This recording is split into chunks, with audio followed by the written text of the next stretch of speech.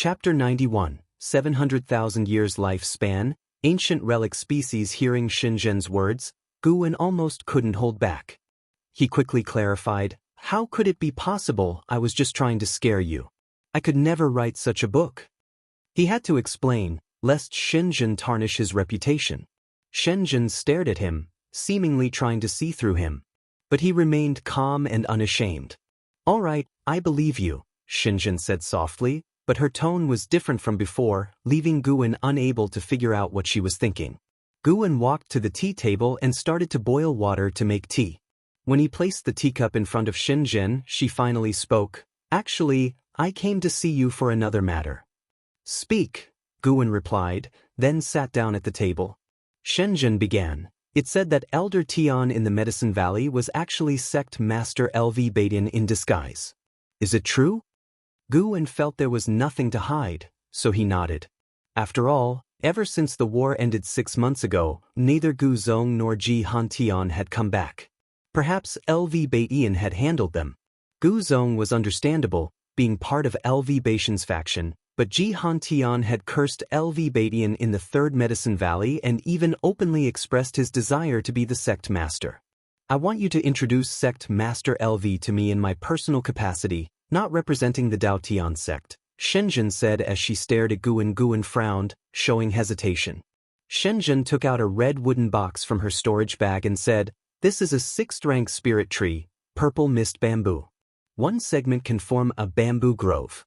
Plant it at the edge of the Medicine Valley, and it will automatically form a purple mist maze array. The bamboo shoots of the purple mist bamboo are top-grade medicinal materials, with a high price." "What do you mean, what's our relationship? Do we need to go this far?" Guwen said solemnly, then placed the red wooden box into his storage bag and followed up seriously, "For your matter, you need only ask, I'll naturally help you. But not again." Xianxia was stunned for a moment, then burst out laughing, covering her mouth. When she laughed, her eyes were indeed beautiful. Guwen thought so. With his playful manner, the awkward atmosphere between them dissipated, and the conversation resumed as usual. After chatting for a long time, Xianxia finally took her leave. Guwen then started wandering around the Medicine Valley, looking for a suitable place to plant the purple mist bamboo. In the end, he chose to plant it at the southern edge of the mountainous area and sent Tang Yu to specifically guard it. He began to anticipate LV Badian's arrival. It wasn't for Xianxia, he was thinking about LV Badian's promise.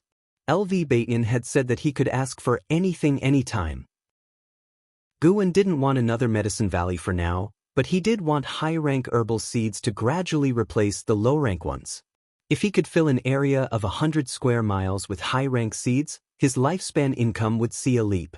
Once he reached a lifespan of 1,000,000 years and unlocked new functions, he would completely enhance himself.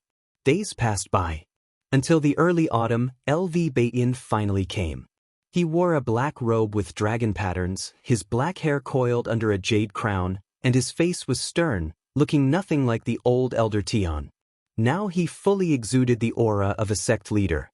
Upon meeting, Guwen immediately used his lifespan detection on him. LV Badian Unification Realm 9th Layer 755/3150/3200. Well, sure enough, he had reached the 9th layer of the Unification Realm. Moreover, his lifespan was close to the limit, making it very difficult to increase further. Guwen suddenly thought of one thing. Before, Chu Xian performed a sacrificial array in the outer sect. Could it have been for LV Badian? No, the Chu family had been exterminated by LV Badian. It shouldn't have been his doing. While thinking, Guwen welcomed LV Badian. The two went inside to talk. LV Badian took out 4 booklets from his storage bag, placed them on the table, and said, "I established the Venerable Pavilion as you suggested. These are the 4 members of the Venerable Pavilion. You can take a look." Upon hearing this, Guwen immediately picked up a booklet and found that it not only contained the names and portraits of the Venerable Pavilion members but also various detailed information, including their life experiences. He quickly flipped through, seemingly casually, but in reality he memorized all the information. The last booklet was about Sword Venerable Fudao, only including his title and records of his actions. In the Immortal cultivation world, he was known as Flying Leaf Sword Immortal, and Supreme Sect revered him as Sword Venerable Fudao. Sword Venerable Fudao, Gugua, Xianxia, Zhouyu. How impressive! They happened to be the three strongest families of the Taizong dynasty. And they were all at the unification realm. Guwen had yet to meet these three people. Now he had seen 6 people at the unification realm: LV Beiyin, Ji Hantian, Gugua, Xianxia, Zhouyu, and Lei Zhen, and this wasn't even the full strength of Supreme Sect. Guwen always remembered that the strongest in Supreme Sect was the true inheritor, who had already left the Taizong dynasty. Who knew if Supreme Sect had a Supreme Elder? Guwen was both shocked and asked, "Sect Master, is it appropriate to show me this kind of thing?" LV Beiyin smiled. "If you ever want to write a book similar to Investiture of the Gods, you can include Supreme Sect. Supreme Sect under Supreme Immortal Venerable is somewhat playful and not deep enough. We will see. I'll finish writing Supreme Immortal Venerable first," Guwen replied. Supreme Immortal Venerable had at least 5 million words, and he only published 1 book a year, each book having only about 100,000 words. Sometimes he even wrote 1 book in 2 years. It was far from being finished. The main reason was that Supreme Immortal Venerable brought significant Spirit Stone income, far surpassing Investiture of the Gods. He didn't want to let it go for now. LV Beiyin laughed and didn't urge him. Guwen appropriately put forward Xianxia's request, and LV Beiyin agreed immediately, saying she could meet him today without any hesitation. Guwen then asked, "Sect Master, do your previous words to me still count? Why, had a change of heart and want to be the Sect Master now?" LV Beiyin squinted and asked, clearly pleased. "No, you said I could ask for anything. I want more high-rank herbs. I can even help you plant them, delivering the mature herbs to you. I want to understand the various rare flowers and herbs in the world to enhance my planting techniques," Guwen quickly explained.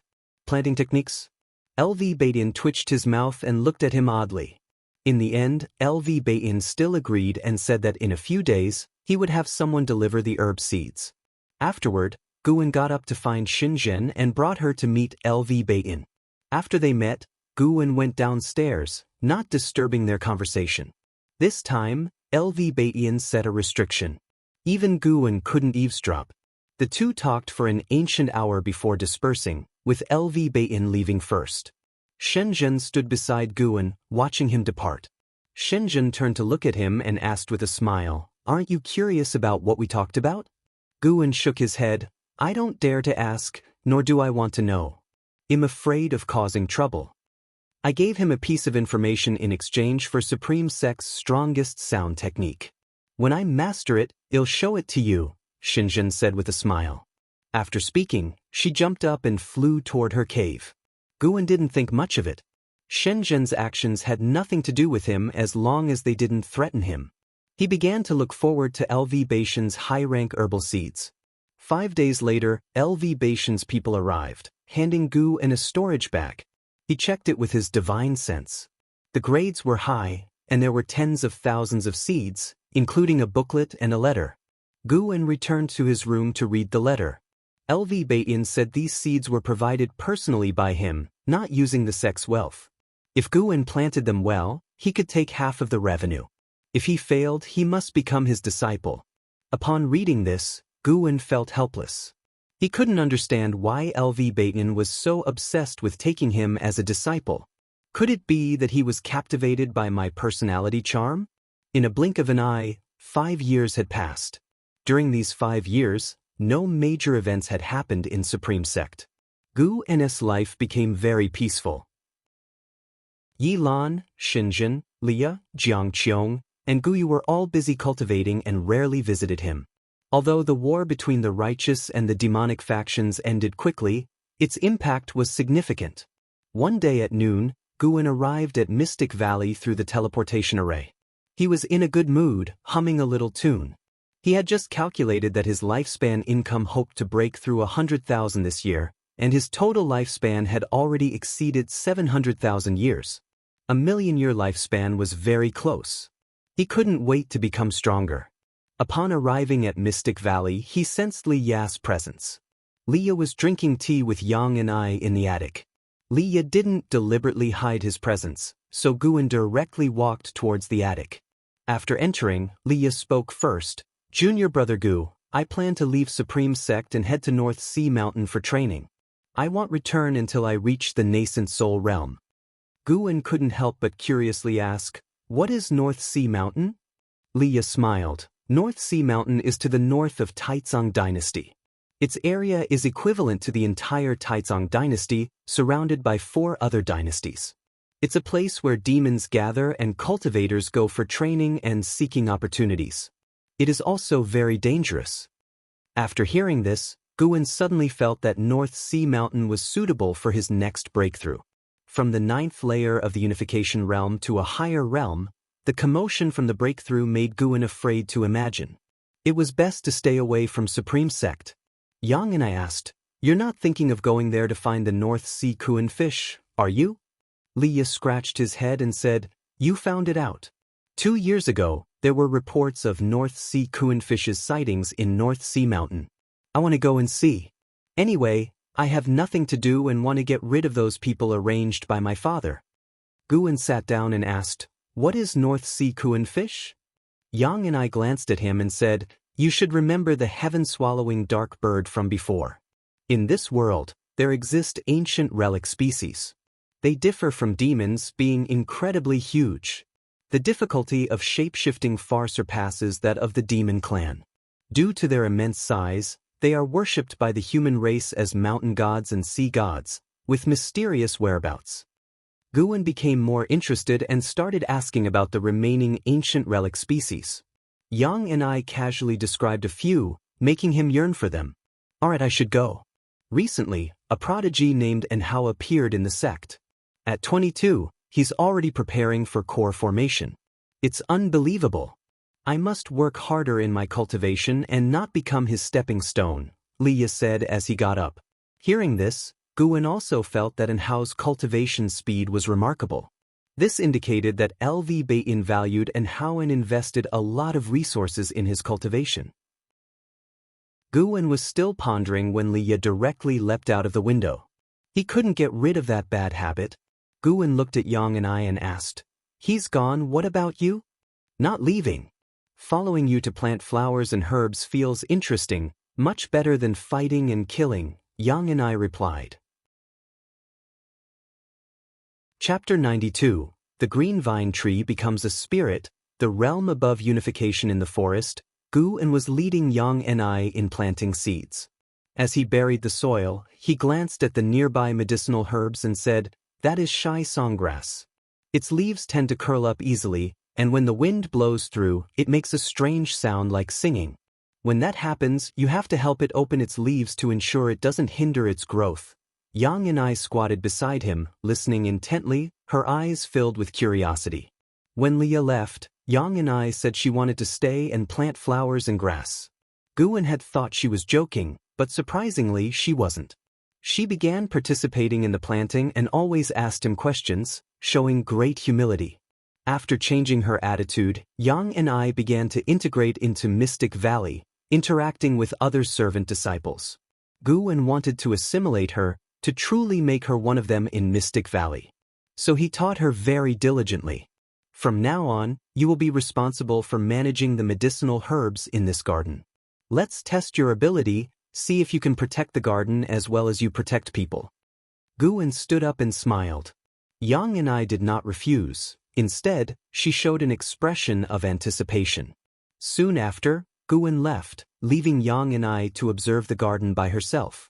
He returned to Mystic Valley and saw Chu Jingfeng standing in front of the wooden railing, lost in thought, not knowing what he was thinking about.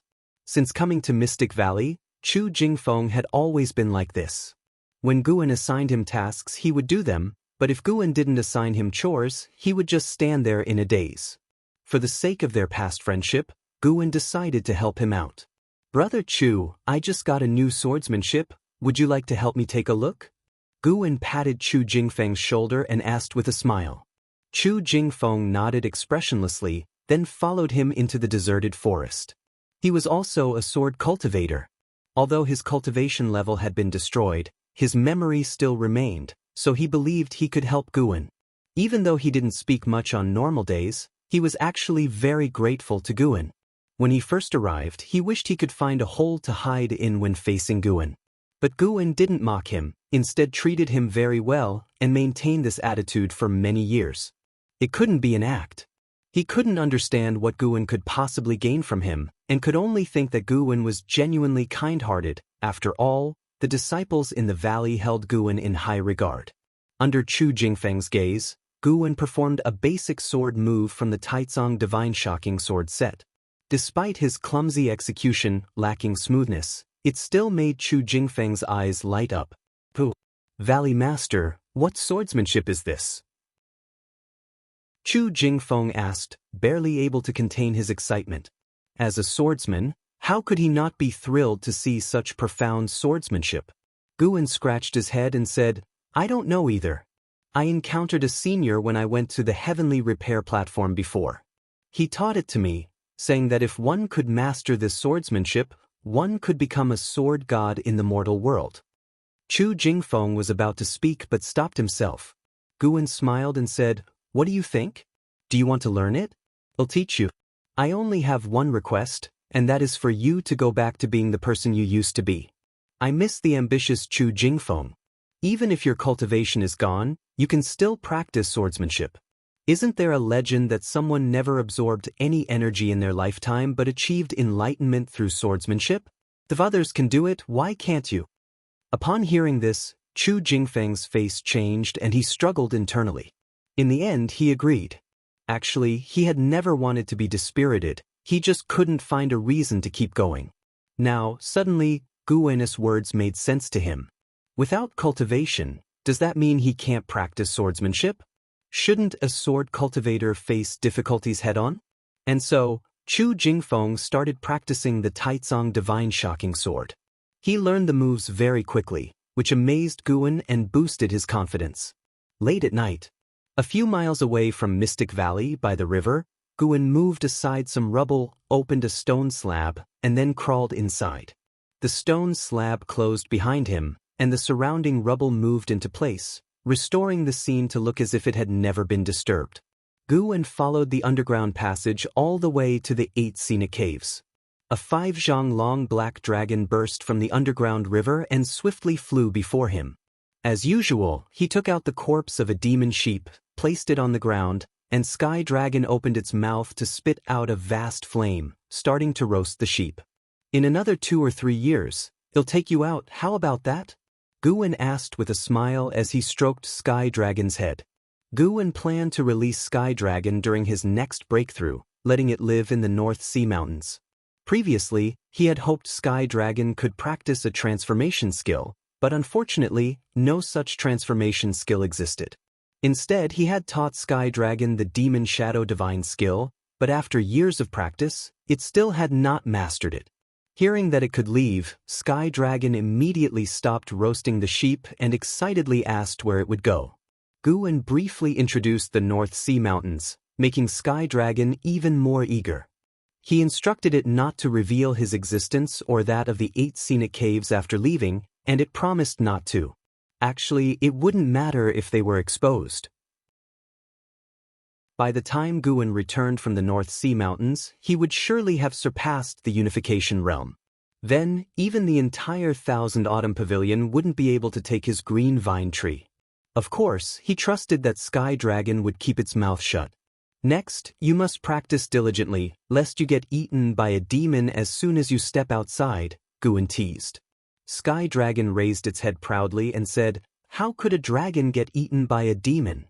Guan stroked its dragon head, then walked toward the green vine tree. Guan valued this 7th-tier spirit tree highly. Every time he came to the 8 scenic caves, he would inspect it to prevent any issues. Under the tree, Guan looked up at the branches of the green vine tree. As he watched, his brow suddenly furrowed. He noticed a certain branch twitch slightly. Though very subtle, it indeed happened. Sky Dragon was still not far away roasting the sheep, so it wasn't a prank by him. Could this tree be becoming sentient? Thinking this, Guan found it increasingly possible. This was the holy tree of the Thousand Autumn Pavilion. Surely it had something mystical about it. Becoming sentient wasn't impossible. Guwen continued to stare at it, but the green vine tree showed no further signs of abnormality, as if what he saw earlier was just an illusion. He used his divine sense to probe, finding nothing unusual. But doing this could serve as a warning to the green vine tree not to act out of line. After staying for an hour, Guwen finally left. Going forward, there was another thing he needed to be vigilant about. He didn't worry about the green vine tree becoming sentient. In fact, he somewhat anticipated it. Spring passed and returned, and 2 years elapsed.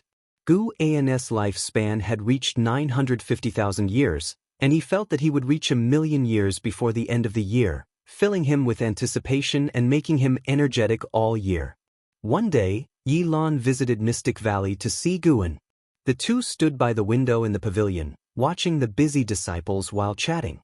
Yilan spoke about recent major events in the Immortal cultivation world, which Guwen found fascinating. A new sect had emerged, called the Ephemera sect. No one knew its location, but its cultivators continually invaded various demon path sects, seizing cultivation techniques, spells, treasures, and more, plunging the demon path into chaos. In contrast, the righteous path sects remained unaffected. Some said the Ephemera sect was supported by the Supreme sect because a great demon cultivator had appeared who used leaves to kill enemies, reminiscent of the sword Venerable Fudao of the Supreme sect. Hearing this, Guwen felt displeased, thinking, why is someone else taking credit for my reputation?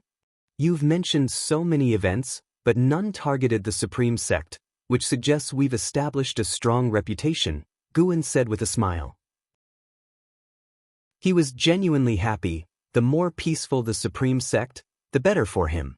After all, he could grow stronger by planting flowers and grass. In another 50 years, no one in the 9 states would be stronger than him, right? Yilan thought for a moment and said, actually, there is. A cultivator claiming to be a ghost thief, neither righteous nor evil, appeared. He used to like stealing from the rich to give to the poor, but as his fame grew, 6 months ago, he declared he would steal the mystic pure tree from the Supreme sect, saying that the Supreme sect hoarded 90% of the Taizong dynasty's resources and violated the heavenly Tao. He wanted to take the mystic pure tree and plant it at the edge of the heavenly pond. Mystic pure tree? Guwen's brow furrowed upon hearing this. This was the 7th-tier spirit tree granted to him by the Supreme sect, which had already grown up. How could he let anyone steal it? This ghost thief was courting death. On second thought, since the thief's actions aligned with chivalrous ethos, he decided not to kill him but would definitely teach him a lesson to prevent further attempts. Curious, Guwen asked, is the ghost thief powerful? Of course. Otherwise, how could someone offend so many and steal so many treasures yet live until today? Yilan replied, rolling her eyes at Guwen. True, there was no point in asking her, as she didn't even know what realm lies beyond divinity transformation. Guwen chuckled and then asked how her cultivation had been lately, whether she was diligent. Although all lives would part eventually, he hoped the day when he and Yilan parted forever would come later. This question led to a barrage of criticism from Yilan. Yilan thought the same way, wishing for him to cultivate earnestly and extend his lifespan. The two began to argue playfully.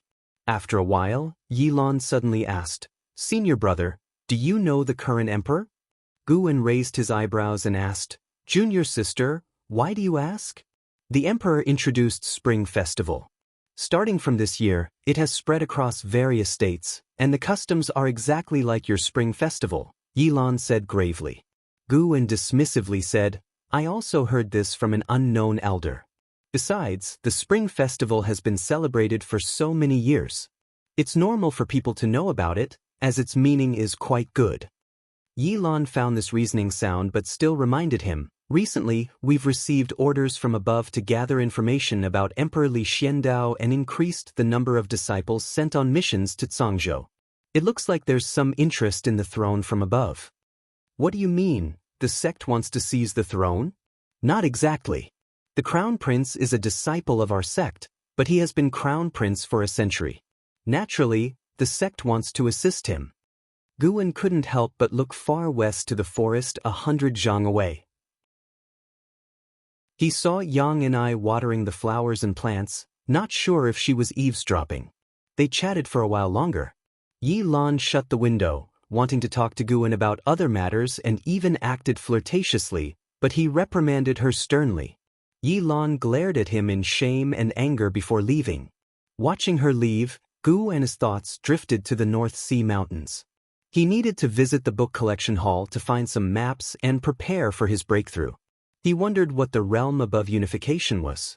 Guan went downstairs, intending to head toward the transmission array platform when Yang and I suddenly stopped him and transmitted her voice, saying, "Beware of the Crown Prince. If he learns of your relationship with Liya, hell come after you and plot against you." Chapter 93. Gu and his background. Isn't the Crown Prince very virtuous? Senior brother Li holds him in high regard, indicating they should have a good relationship. Guan asked using the sound transmission skill, his tone puzzled. Yang and I snorted, "That's just because Liya is naive. Over the years, the Crown Prince has dispatched many shadow agents to assassinate him. I've blocked one attempt myself." "Then why don't you tell senior brother Li to be more cautious?" "It's his father's decision. His father fears that alerting the enemy would provoke the Crown Prince into staging a coup. His father is of mediocre cultivation and no match for the Crown Prince. If the Crown Prince ascends to the throne, it would only be more dangerous for Liya." Yang Nis' answer made Guan want to laugh. Li Xiandao was almost in the void-crossing realm, yet he wasn't a match for the Crown Prince? In this way, it seemed Li Xiandao was someone like Guan. To this day, Li Xiandao had never revealed his cultivation level. The only reason Guan knew his true cultivation was because he had opened his golden finger. "I understand. I'll be careful of the Crown Prince," Guan replied using the sound transmission skill. Yang and I nodded and no longer stopped him. Watching Guan's departing figure, Yang and I slightly shook her head. Why am I starting to genuinely care about this kid's safety? Ever since Yang and I learned that Guan had Medicine Valley within the inner sect, she felt his identity was not simple. At the very least, within the Supreme Sect, he was well taken care of and unlikely to be in danger. Immediately, Yang and I stopped thinking about it. In the next few days, the dusk flower she had planted with her own hands was about to bloom. She very much anticipated the scene when it blossomed. On the other side, Guan arrived at the third Medicine Valley. He walked straight to the Mystic Pure Tree. The Mystic Pure Tree had already grown into a large tree, its leaves were dense, and the white spirit rat was napping under it. Since the Mystic Pure Tree had shade, it seldom ran around and spent its days sleeping under the tree. Guan did not mind this. On the contrary, he looked forward to it. LV Bayin once said that the Mystic Pure Tree could not only enhance the spiritual energy of the area but also improve one's comprehension if one cultivated under it. If the white spirit rat slept under the Mystic Pure Tree all day, would it gain Tao comprehension in its dreams? Let's experiment. If it worked, he would also nap under the tree in the future. Guan took an ancient gold-swallowing insect from the insect bag at his waist and let it fly onto the tree. Then he found Xiaochuan and instructed him to place 100 pounds of iron ore under the tree every month to nourish the ancient gold-swallowing insect. The best thing about Xiaochuan was that he never asked unnecessary questions and agreed to the task directly. After checking the Mystic Pure Tree, Guan moved on to the Human Face Tree and the Purple Mist Bamboo, ensuring that these treasures were growing well. He then began to patrol the Third Medicine Valley. The Third Medicine Valley now cultivated many high-rank medicinal herbs. Last year, when LV Bayin came to visit, Guan specifically requested an increase in the number of servant disciples. LV Bayin immediately agreed, raising the number to 300. Even with 300 people, Guan still felt understaffed. But if he wanted to increase the number further, he would need to produce enough yields to prove himself. It wasn't until evening that Guan returned to the loft. Today, he had harvested another batch of medicinal herbs, gaining thousands of years of lifespan, bringing him closer to the 1,000,000 mark. A month later, in the morning, after leading the Mystic Valley disciples in exercises, Guan returned to the loft and spread out a map on the table. This map was hand-drawn by a great cultivator of the Supreme Sect, and it even had restrictions. When he extended his divine sense into it, he could see detailed topography, giving him the feel of using a VR map from his previous life.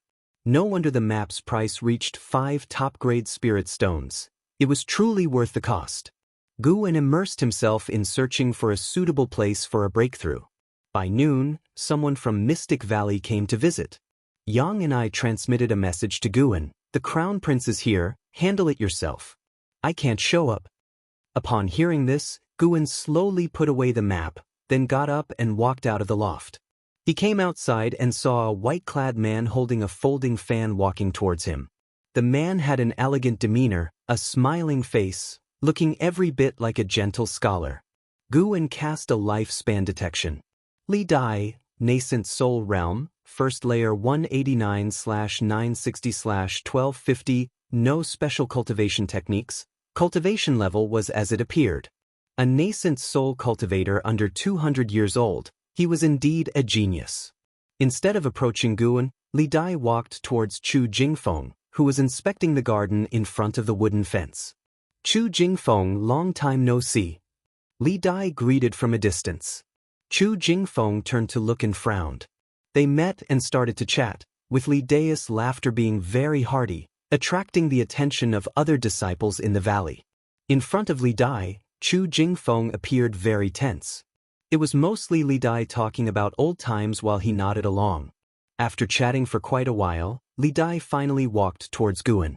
He came to the front of the loft and saluted Guwen, saying, "My name is Li Dai, I am from Cangzhou. May I ask if you are the Valley Master Guwen?" Guwen raised his hand in salute. "Greetings, Your Highness. I am Guwen. Would you like to come up and talk?" Li Dai smiled and nodded, then went upstairs. The servant disciples became excited, not expecting this person to be the present crown prince. Although they had already joined the Immortal sect, they were still very curious about the current crown prince, wondering why he had come to see the Valley Master. Some of them surrounded Chu Jingfeng, asking how the two knew each other before. Guwen and Li Dai chatted for a full hour. When Guwen escorted him downstairs, his face was full of smiles. Before parting, Li Dai even held Guwen's hand, making Guwen feel uncomfortable. "Junior brother Gu, we really hit it off.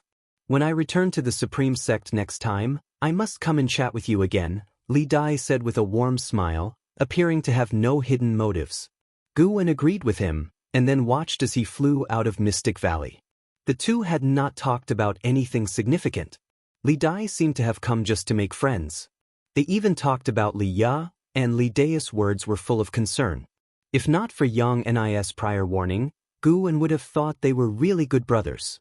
Until he left, Li Dai made no demands and did not try to recruit Guwen. Guwen could sense that a divinity transformation cultivator was hiding in the mountains and forests nearby, likely to protect Li Dai. After leaving Mystic Valley about 10 miles, Li Dai's smile disappeared, replaced by a grim expression. An elderly man in a green robe flew to his side and whispered, "Your Highness, there is a nascent soul cultivator in the valley." "Yes, I already felt it. It's Yang and I. Father has actually sent Yang and I to guard him. This person's relationship is certainly not simple. Look into his background, find out what his identity really is within the Supreme Sect," Li Dai said coldly, his eyes filled with murderous intent when he mentioned Yang and I. The elderly man in the green robe asked, "If he has no backers, should we capture him?" "He'll first see the sect leader. The sect leader's attitude is crucial. If the sect leader supports me, then we'll directly eliminate Li Ya and Guwen, cutting off father's spies and pawns," Li Dai responded. The two did not know that their conversation was overheard by Guwen. In front of Guwen, a divinity transformation cultivator was no different from an ant on the roadside. "Want to kill me?" "Interesting," Guwen smiled. He did not take it to heart. Even if he stood still without fighting back, Li Dai and the old man in the green robe couldn't kill him. Guwen turned and went upstairs. It didn't take long before Yang and I entered through the window. Yang and I's face was grim. He probably sensed my presence. It looks like his cultivation technique has reached the transformation realm. Guwen asked in confusion, "Do you have a grudge against him?" "Of course, my sister's death is related to his mother. How could I not have a grudge?" "Does senior brother Li know about this?" No, because it's just suspicion without evidence. This guy came to the Supreme Sect, most likely to seek a relationship with the Venerable Pavilion or the sect leader. His previous supporter, Xianxia, has already fled, so he needs to find new backing.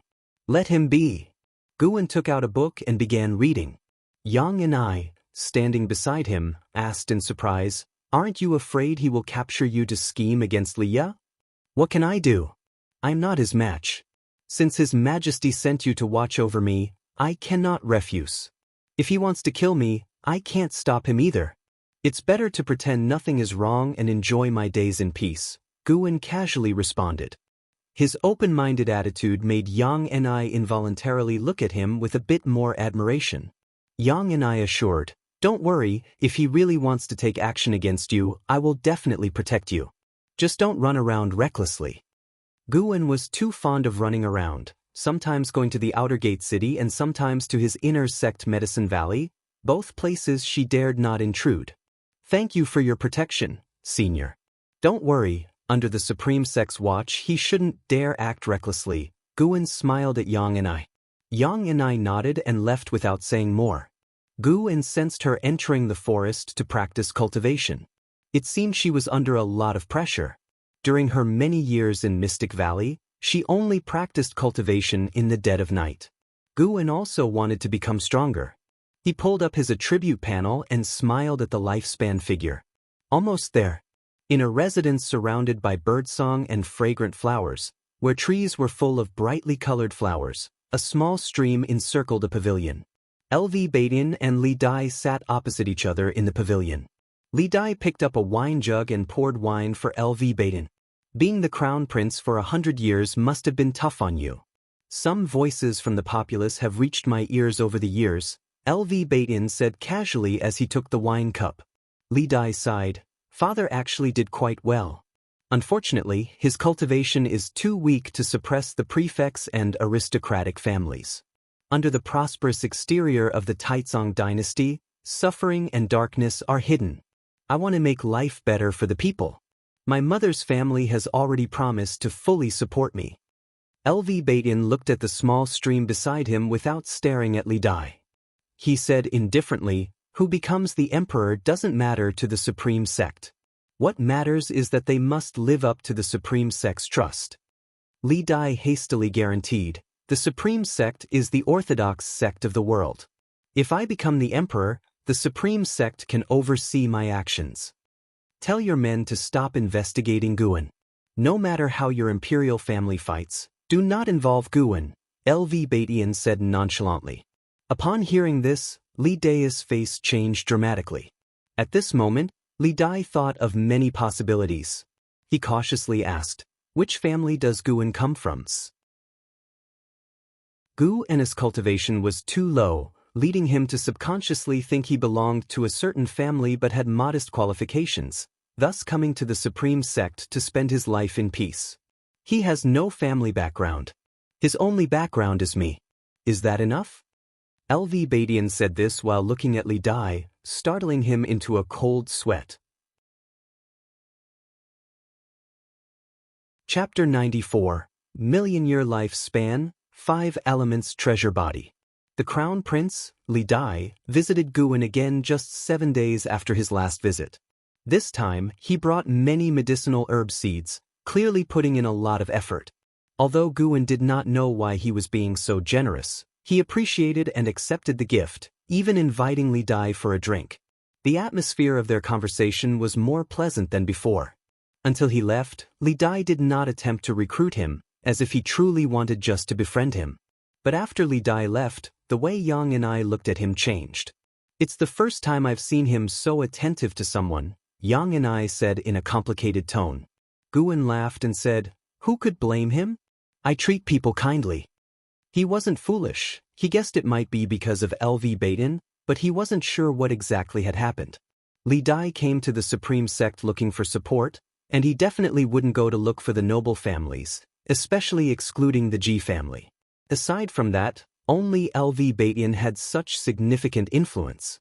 Yang and I also guessed that there was a bigger supporter behind Gu, and since even Li Xiandao could not make the Crown Prince so attentive, She was very curious about who Guwen really was.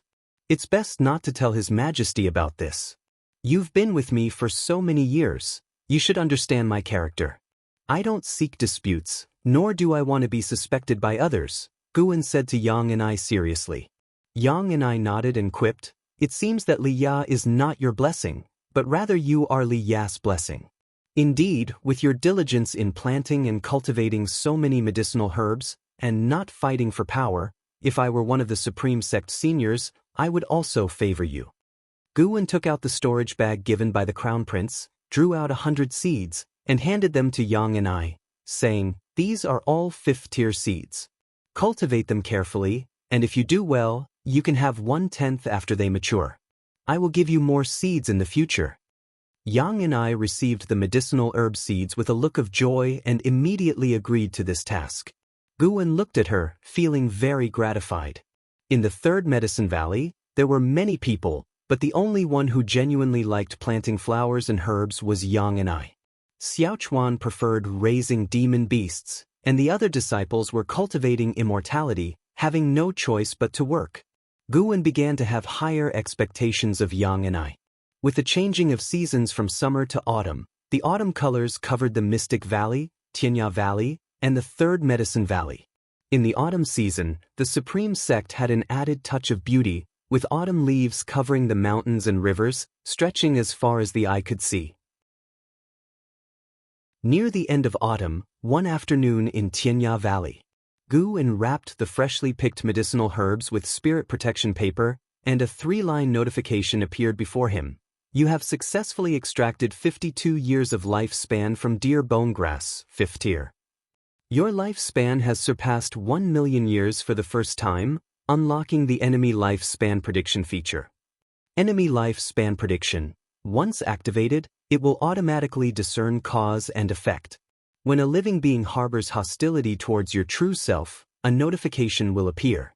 The notification does not consume lifespan. Investigating the opponent's lifespan will consume lifespan. Reading the new feature, Guwen paused. This is really good. It could alert him to potential enemies, helping him to avoid risks. He immediately activated the lifespan prediction feature. But there was no notification for the time being, perhaps because it started from now. Guwen's mood became cheerful. He felt this feature was significant and that waiting for so many years had been worth it. Moreover, he had accumulated 1 million years of lifespan and was about to break through. He started to hasten his movements. After harvesting the mature medicinal herbs in Xianxia Valley, he transported them all to the storage tower. He discovered that the herbs in the storage tower had all been taken, leaving it empty. Not thinking much about it, he left after placing the herbs. Just as he exited the storage tower, LV Xian came up to him and said, "Don't be in a hurry to leave. Today I need to teach you the Mystic Tortoise Surging Wave Palm." He had already taught Guwen 8 spells. 2 years ago, he decided to start from scratch and focus deeply on one spell. He did not believe there could be someone so foolish. He prepared to spend 50 years drilling Guwen, 50 years devoted to one spell. Even a pig should grasp it, right? Guwen pushed him aside and said, "Not today, another time." LV Xian was stunned as Guwen pushed him. This guy dared to push him? He actually got pushed. No! LV Xian held Guwen's shoulder, not letting him leave. Guwen shook his head helplessly and said, "I think I have already mastered the Mystic Tortoise Surging Wave Palm. Would you like to see? Is that so? Try it now." LV Xian immediately let go, urging excitedly. Guwen walked to an empty space, raised his palm, and struck out. Instantly, a wave of air surged from his palm, creating wave-like phenomena in the air ahead, reaching several feet. He withdrew his palm and said, "I wasn't lying. I have been practicing diligently in private. I have other matters to attend to. Teach me how to enhance it next time." With that, he leaped into the sky and flew away. LV Xian did not try to stop him again, standing there with furrowed brows. After a long time,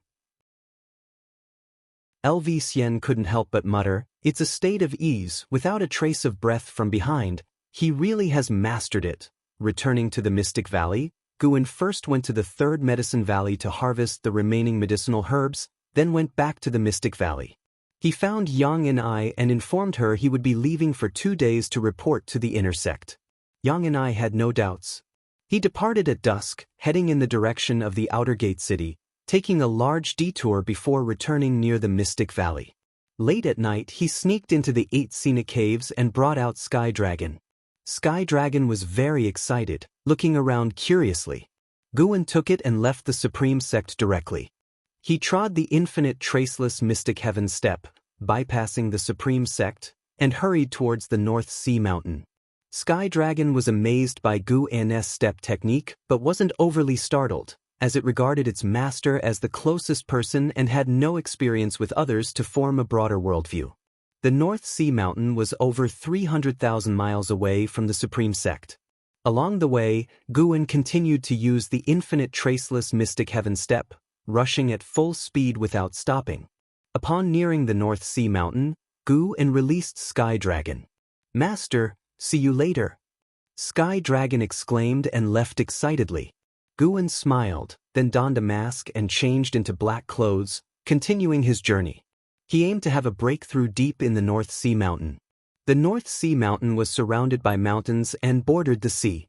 The North Sea was actually a vast lake, as large as an ocean. Guan walked through the air, seeing the endless North Sea glistening under the moonlight, with fog drifting over it, extending beyond the horizon. Along the way, he saw a giant fish, over 100 yards long, leap from the lake and stretch its body midair, a truly magnificent sight.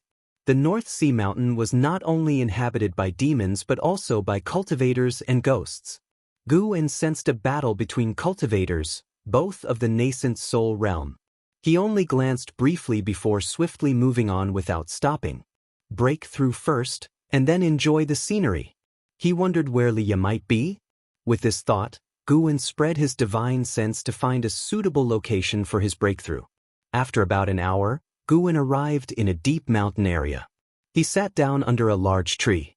Within a 3,000-mile radius, there was no sign of human activity, not even many demon creatures, only wandering ghosts. Hence, this forest was particularly eerie, with ghostly air thickening the atmosphere. Guan directly activated the lifespan barrier, first making himself invisible. Then, he brought up his attribute panel. Name, Guan, lifespan, 58/1002060, spirit root, top quality 5 elements heavenly spirit root, cultivation level, unification realm, 9th layer, cultivation techniques, fire control art, initial insight, Yangwood primordial skill, mastery, mystic yellow dragon energy skill, consummation, alchemy, slight accomplishment, myriad poison mystic skill, untrained, yin yang art, untrained, Taoist expansion skill, untrained. Seeing his 7-digit lifespan, he felt a strong sense of accomplishment. He planned to allocate 100,000 years of lifespan to his spirit root, Yangwood primordial skill, and mystic yellow dragon energy skill each. Then he would enhance his cultivation level. As for spells, ultimate skills, and divine skills, he could spare fewer lifespan points since he rarely engaged in combat. Guan directly allocated 100,000 years of lifespan to his spirit root, intending to stop regardless of the outcome. You have allocated 100,000 years of lifespan to your spirit root for evolutionary cultivation. You have perceived the nature's spiritual energy for 1,000 years. Your 5 elements spirit root perception power has increased. You have perceived the nature's spiritual energy for 2,000 years. Your 5 elements spirit root perception power has increased. You have perceived the nature's spiritual energy for 7,000 years, finally comprehending the 5 elements' true meaning. Your top quality 5 elements heavenly spirit root has been refined. You have perceived the nature's spiritual energy for 56,000 years, finally comprehending the 5 elements' true meaning. Your top quality 5 elements heavenly spirit root has been refined. A string of notifications flashed crazily before Guan's eyes. Although he was prepared, he couldn't help but scowl. Perhaps he shouldn't have enhanced the spirit root after all. The top quality 5 elements heavenly spirit root was already adequate. But since he had enhanced it, he could only endure. Though it hadn't transformed, the refinement should have strengthened his aptitude. Guan comforted himself. The notifications continued. You have perceived the nature's spiritual energy for 70,000 years, finally comprehending the 5 elements' true meaning. Your top-quality 5 elements heavenly spirit root has been refined. You have perceived the nature's spiritual energy for 80,000 years, finally comprehending the 5 elements' true meaning. Your top-quality 5 elements heavenly spirit root is undergoing transformation, being wrapped in nature's spiritual energy. You have entered a state of nirvana. You have perceived the nature's spiritual energy for 90,000 years, successfully undergoing nirvana. Your top-quality 5 elements heavenly spirit root has fused with your body and soul, upgrading to 5 elements treasure body. You have perceived the nature's spiritual energy for 100,000 years, your 5 elements treasure body has been refined. Seeing the 5 elements treasure body, Guan's spirit lifted. He felt like he had found a silver lining, and his hard work had paid off. Ecstatic, just as Guan's mood soared, the spiritual energy in the ground began to surge, a terrifyingly violent wave of spiritual energy rushed towards him. The momentum was even more exaggerated than when he broke through to the 9th layer of the unification realm. Sorry to all beings in North Sea Mountain, you are going to be alarmed. Guan immersed himself in the magical process of spiritual energy refining his body. Throughout the North Sea Mountain, beings continually sensed the descent of spiritual energy. In less than 15 breaths, even those at the periphery could feel the anomaly. In a secluded valley, a white-robed Li Xiandao sat on an array platform, surrounded by thousands of elixir bottles and storage bags. Flags stood around the platform, with even more flags and talisman papers on the surrounding valley walls, creating a dazzling display. Li Xiandao opened his eyes, his brows furrowed. Another descent of spiritual energy. What is going on? Why is this happening even in the North Sea Mountain? Li Xiandao muttered to himself, an uneasy look in his eyes. Chapter 95. Innate Realm, Breaking Through to Mystic Heart Realm 9 Layers. Inside the cave, the firelight flickered.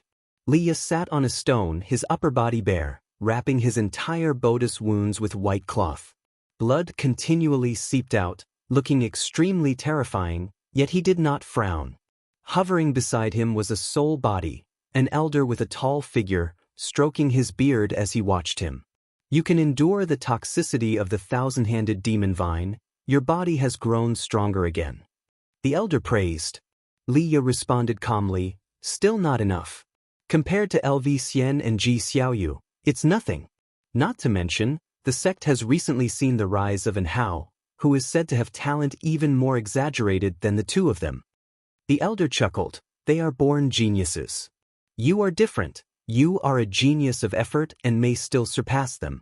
From my perspective, innate talent is not the most important. What matters most is a steadfast Taoist heart and a relentless spirit of perseverance.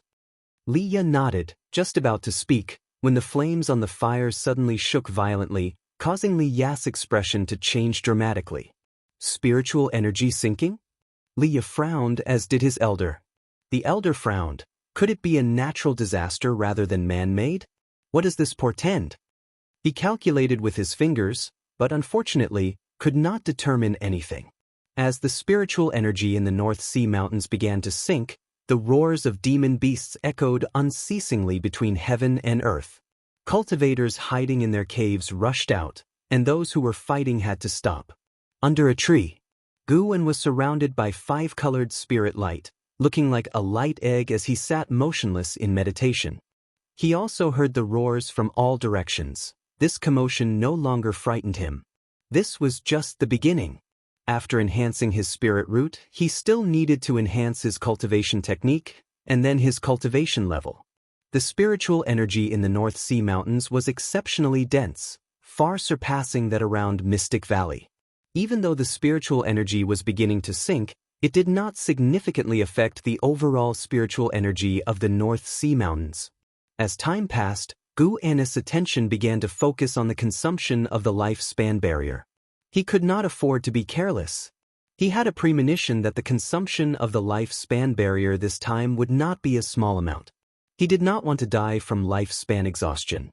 An hour later, Guwen had completely transformed into a 5 elements treasure body. He could feel the changes throughout his entire physical body, with his chi blood and strength growing stronger, his ability to induce spiritual power increasing, and his senses undergoing a tremendous transformation. He even felt as if the 5-element spiritual energy around him had merged with him, a sensation that was simply too marvelous. Guwen suppressed his joy, planning to study the wonders of the 5 elements treasure body later. For now, he needed to continue burning lifespan. First, the Mystic Yellow Dragon Energy Skill.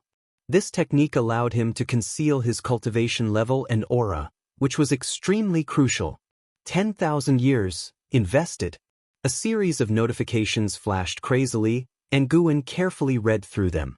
The Mystic Yellow Dragon Energy Skill was promoted to Earth Divine Energy Skill, and Earth Divine Energy Skill was promoted to Primordial Rui Skill. Promoted twice. Not bad. Memories of the Primordial Rui Skill flooded into his mind. The Primordial Rui Skill not only drastically increased the ability to hide his cultivation level and aura, but also awakened the Divine Skill, Great and Minor Rui. By covering an object with spiritual power, it allowed any existence to shrink or grow, including living spirits and himself. This divine skill truly made Guwen feel the wonders of the immortal path. Guwen immersed himself in path enlightenment, forgetting external matters. In the distance, Li Xiandao, who was meditating on an array platform, took out a compass and began to cast a spell to deduce. Needles on the compass jumped wildly, causing his expression to become solemn. After a long while, the speed of the needles jumping slowed down. Though still slightly trembling, the hexagram was revealed. The heavenly secrets are concealed, unseen for 1,000 years, Li Xiandao muttered, then joyfully spoke to himself. Although the spiritual energy is sinking, making it unsuitable for cultivation and tribulation crossing, what I need is not spiritual energy but tribulation crossing methods. The concealment of heavenly secrets is an excellent opportunity for me. He frowned again, hesitating. He was unsure of the reason behind the sinking spiritual energy. If it was caused by a great cultivator, would he encounter trouble if he crossed his tribulation here? But thinking about the court situation, Li Xiandao gritted his teeth. To die in a celestial tribulation was better than to die in court. His goal was not just the void-crossing realm, but the unification realm. He wanted to become an immortal emperor, just like the mythological heavenly emperor. Li Xiandao put down the compass, raised his arms, and instantly, the formations in the valley activated one after another. Layers of light screens rose, and the spiritual energy within the formations swirled above his head, gradually gathering into clouds. He then waved his sleeves, and the mouths of all the elixir bottles opened in succession. After completing all this, he looked up. The sky was dark, thunderclouds rolled, and the light of the formations illuminated the tribulation clouds above him clearly. The gathering heavenly might made his gaze increasingly resolute. He had to succeed. Passing down the Primordial Rui skill consumed another hour for Guwen, but he felt it was relatively fast. This skill was far more complex than previous cultivation techniques, yet it could be inherited in a short time, giving him the feeling of having cultivated for 10,000 years. This indicated his lifespan golden finger was also growing stronger. Previously, he had worried that as his cultivation level increased, the time to achieve breakthroughs in reality would also lengthen. If eventually any cultivation technique inheritance took several days, and breakthroughs took several months, how could that possibly work? Luckily, he did not need to worry. Guwen glanced at the lifespan consumed by the lifespan barrier and found the situation acceptable. Continue. Guwen invested 10,000 years of lifespan into the Yangwood primordial skill. Notifications started flooding his vision again, but they did not distract him. The Yangwood primordial skill was promoted to Primordial Earth Immortal skill. It only advanced once, but with the word Immortal in its name, Guwen had high expectations. Tonight, 2 cultivation techniques starting with Primordial had appeared, reminding Gu of the primordial Taoist talisman within Xiaoyu. Could primordial be a stage? If that were true, wouldn't Xiaoyu be born with an advantage that took others hundreds of thousands of years of effort? No wonder they were so monstrous. Gu marveled inwardly, and then the vast inheritance memories took over his thoughts. As spiritual energy sank again, the hearts of the beings in the North Sea Mountains, which had just eased, tensed once more. Figures exuding powerful auras continually passed over the forest where Guan was. Some were as large as mountains, but none noticed the person hidden in this forest, the culprit behind the sinking spiritual energy. This night, the North Sea Mountains would certainly not find peace. More than half an hour later, Guan opened his eyes. Seeing that he still had 680,000 years of lifespan left, he sighed softly. The lifespan barrier had already consumed over 10,000 years of lifespan. He began to feel that the situation was not looking too good. He looked toward the column of cultivation level. He was about to invest his lifespan when battle pressure came from the east, causing him to frown. A battle between Unification Realm cultivators. The distance was not too far, about 200 miles. This distance was very close for Unification Realm cultivators. Guan did not rush to make a breakthrough, willing to wait until they moved farther away. What if they intruded into his lifespan barrier during his breakthrough? If only the lifespan barrier could upgrade in the future. Guan lamented inwardly, but he was not panicked. If they did intrude, he would be forced to grant them death. Reaching the Unification Realm was not easy. He hoped they knew better. Fortunately, the situation did not develop into the worst-case scenario Guan imagined. The two Unification Realm great cultivators fought for a while before chasing each other away into the distance. Let's do it. First, invest 10,000 years to calm the nerves. 10,000 years should be enough for a successful breakthrough. You invested 10,000 years of lifespan to cultivate and evolve your cultivation level. You practiced energy absorption cultivation for 500 years, using your great achievement in Primordial Earth Immortal skill to forcibly impact the Mystic Heart Realm, and began Tribulation Crossing. You did not survive the Tsongyuan 5 Spirits Heavenly Tribulation Crossing failed. You practiced energy absorption cultivation for 1,500 years, using your great achievement in Primordial Earth Immortal skill to forcibly impact the Mystic Heart Realm, and began Tribulation Crossing. You did not survive the Tsongyuan 5 Spirits Heavenly Tribulation Crossing failed. Tribulation Crossing every 1,000 years was still acceptable, indicating his margin for error was high. 100 attempts should be enough to succeed in crossing the tribulation, right? He had enhanced 2 cultivation techniques. Failure. Continuous failures irritated Guan's eyes. Before the consumption of 50,000 years of lifespan, he felt that it was fine, still acceptable.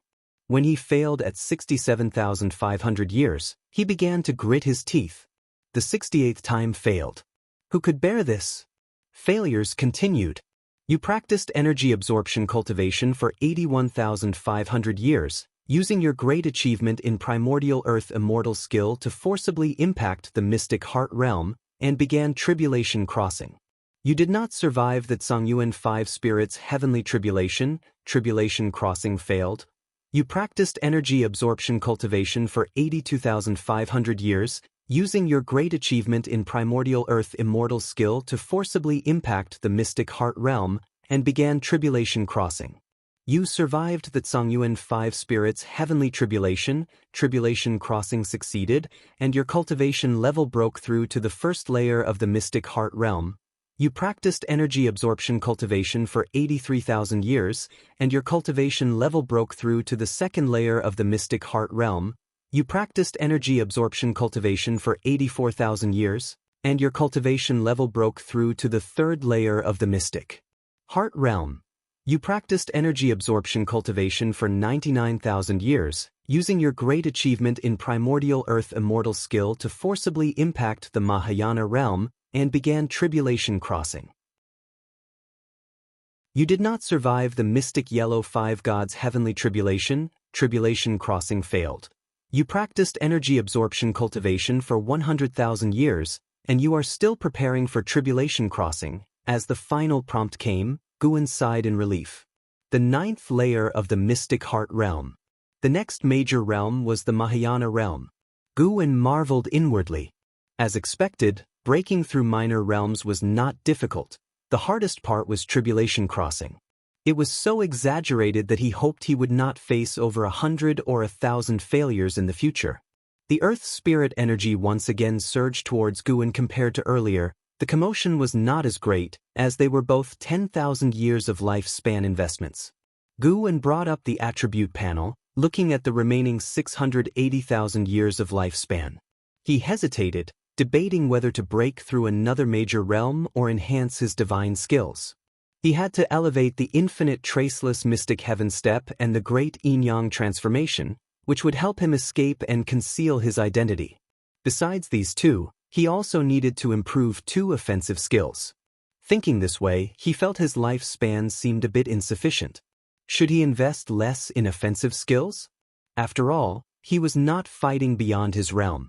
Moreover, the spells and ultimate skills he currently mastered were regarded as extremely profound sorcery within the 9 Dynasties' Immortal cultivation world.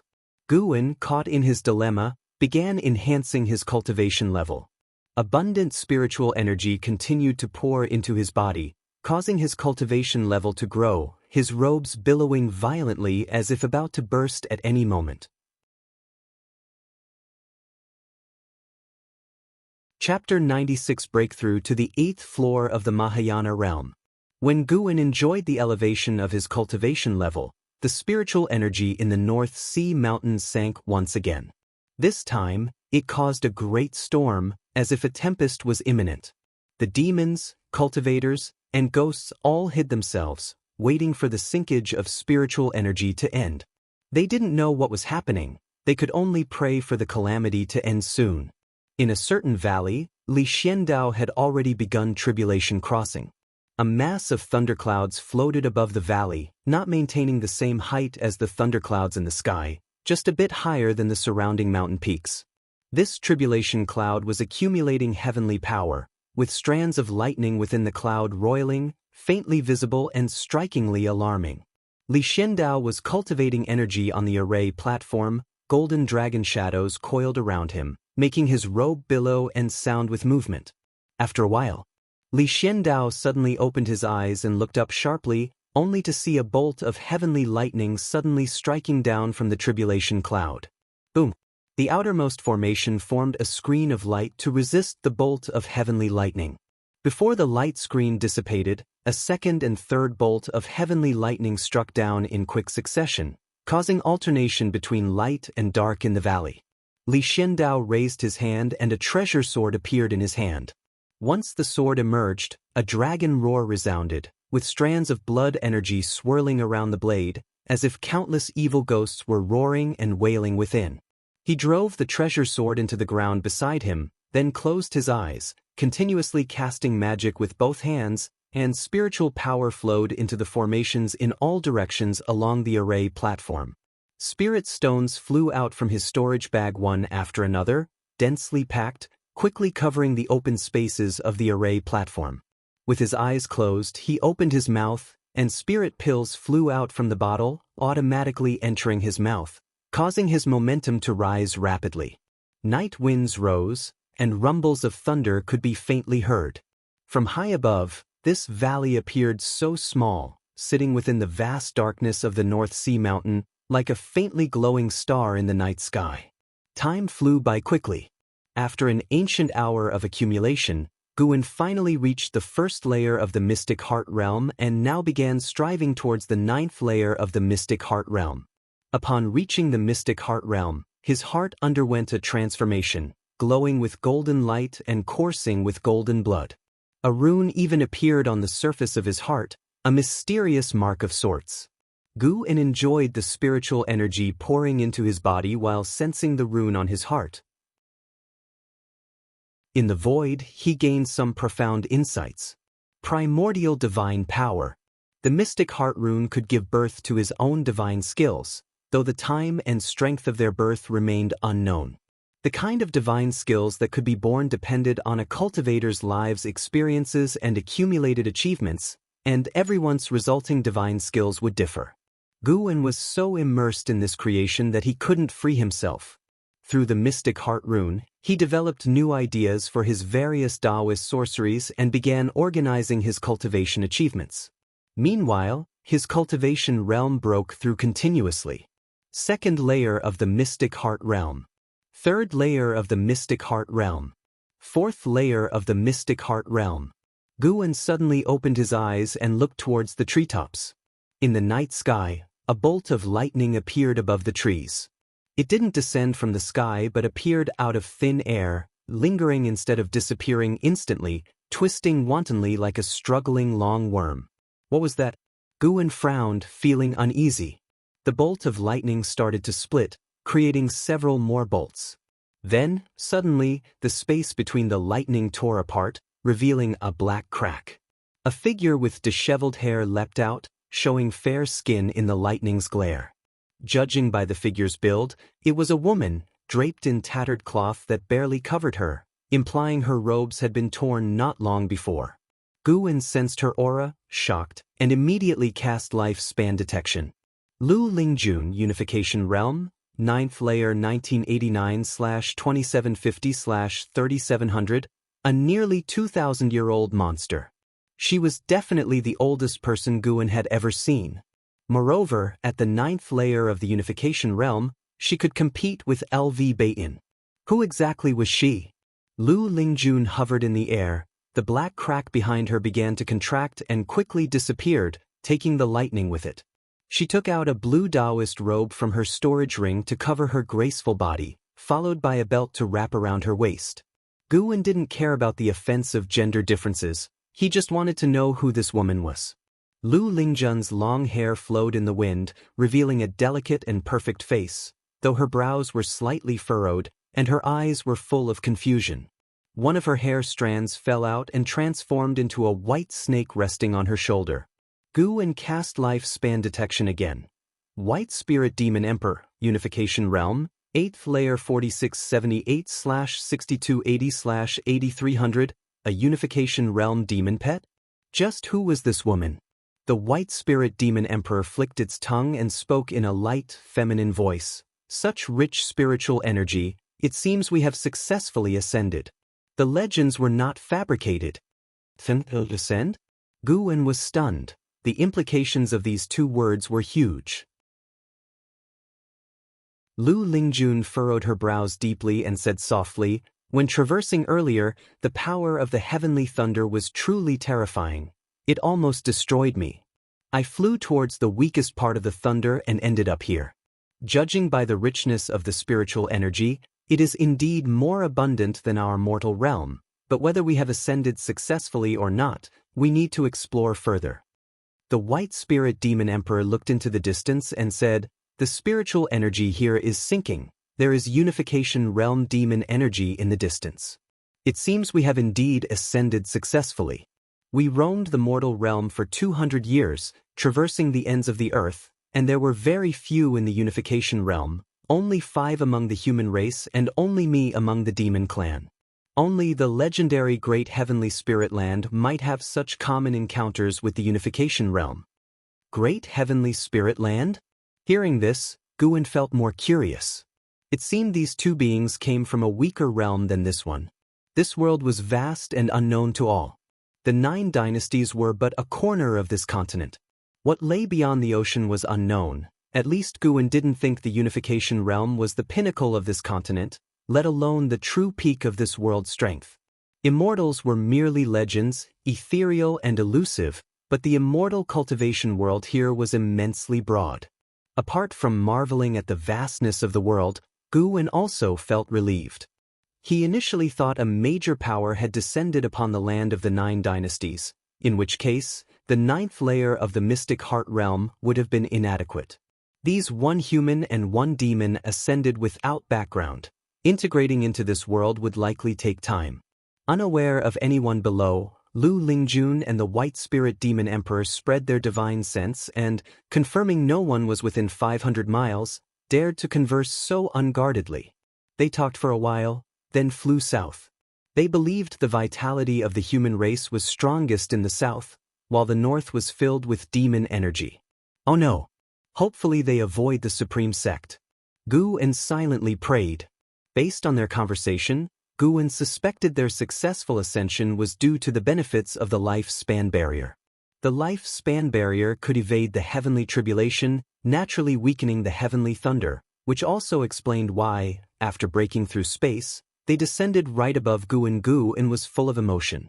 To think there were still ascenders in the world. Anyone who could break through from one world had to be formidable. With their methods, they'd likely continue to reign supreme. Not okay. The 9th layer of the mystic heart realm was unstable. Improving my divine skills could wait. Reaching the Mahayana realm came first. Like Lu Lingjun and the White Spirit Demon Emperor, no matter how terrifying their methods, they couldn't reach the Mahayana realm in just 100 years, right? Guwen directly pulled up the attribute panel. Although his cultivation level enhancement wasn't complete, he was prepared to directly use his lifespan. He would continue absorbing spiritual energy later.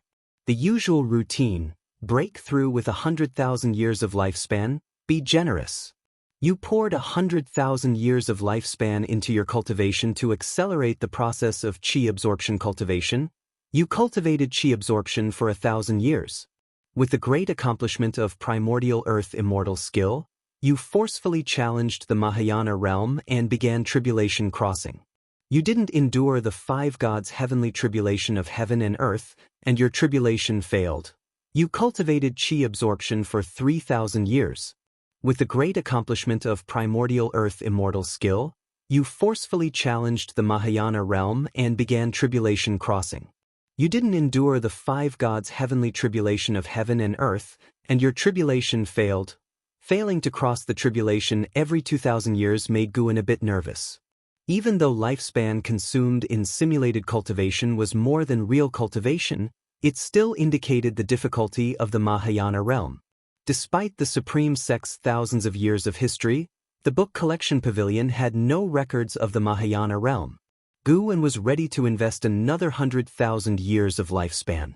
Anyway, the invested lifespan was merely a number, only meaningful when transformed into cultivation. Failure. Failure. Failure.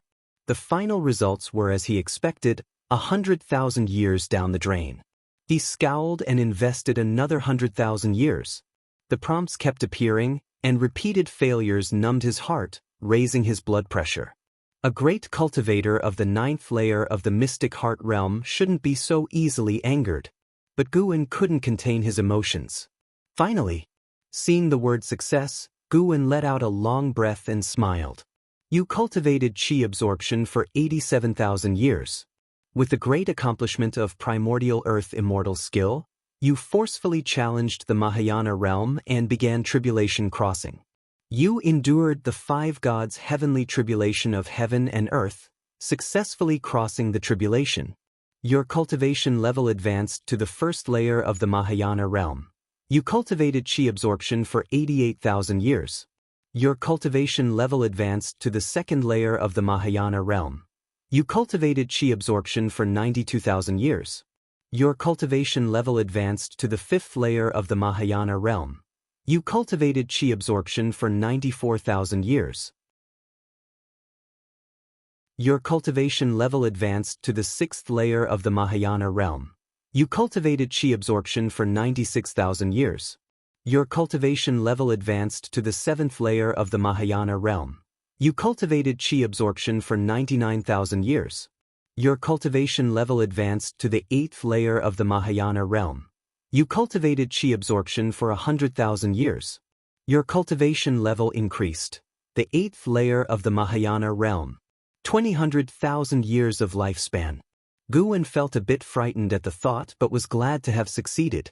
The consumption after successful tribulation was decent, indicating the improvement of spirit root and cultivation technique was effective.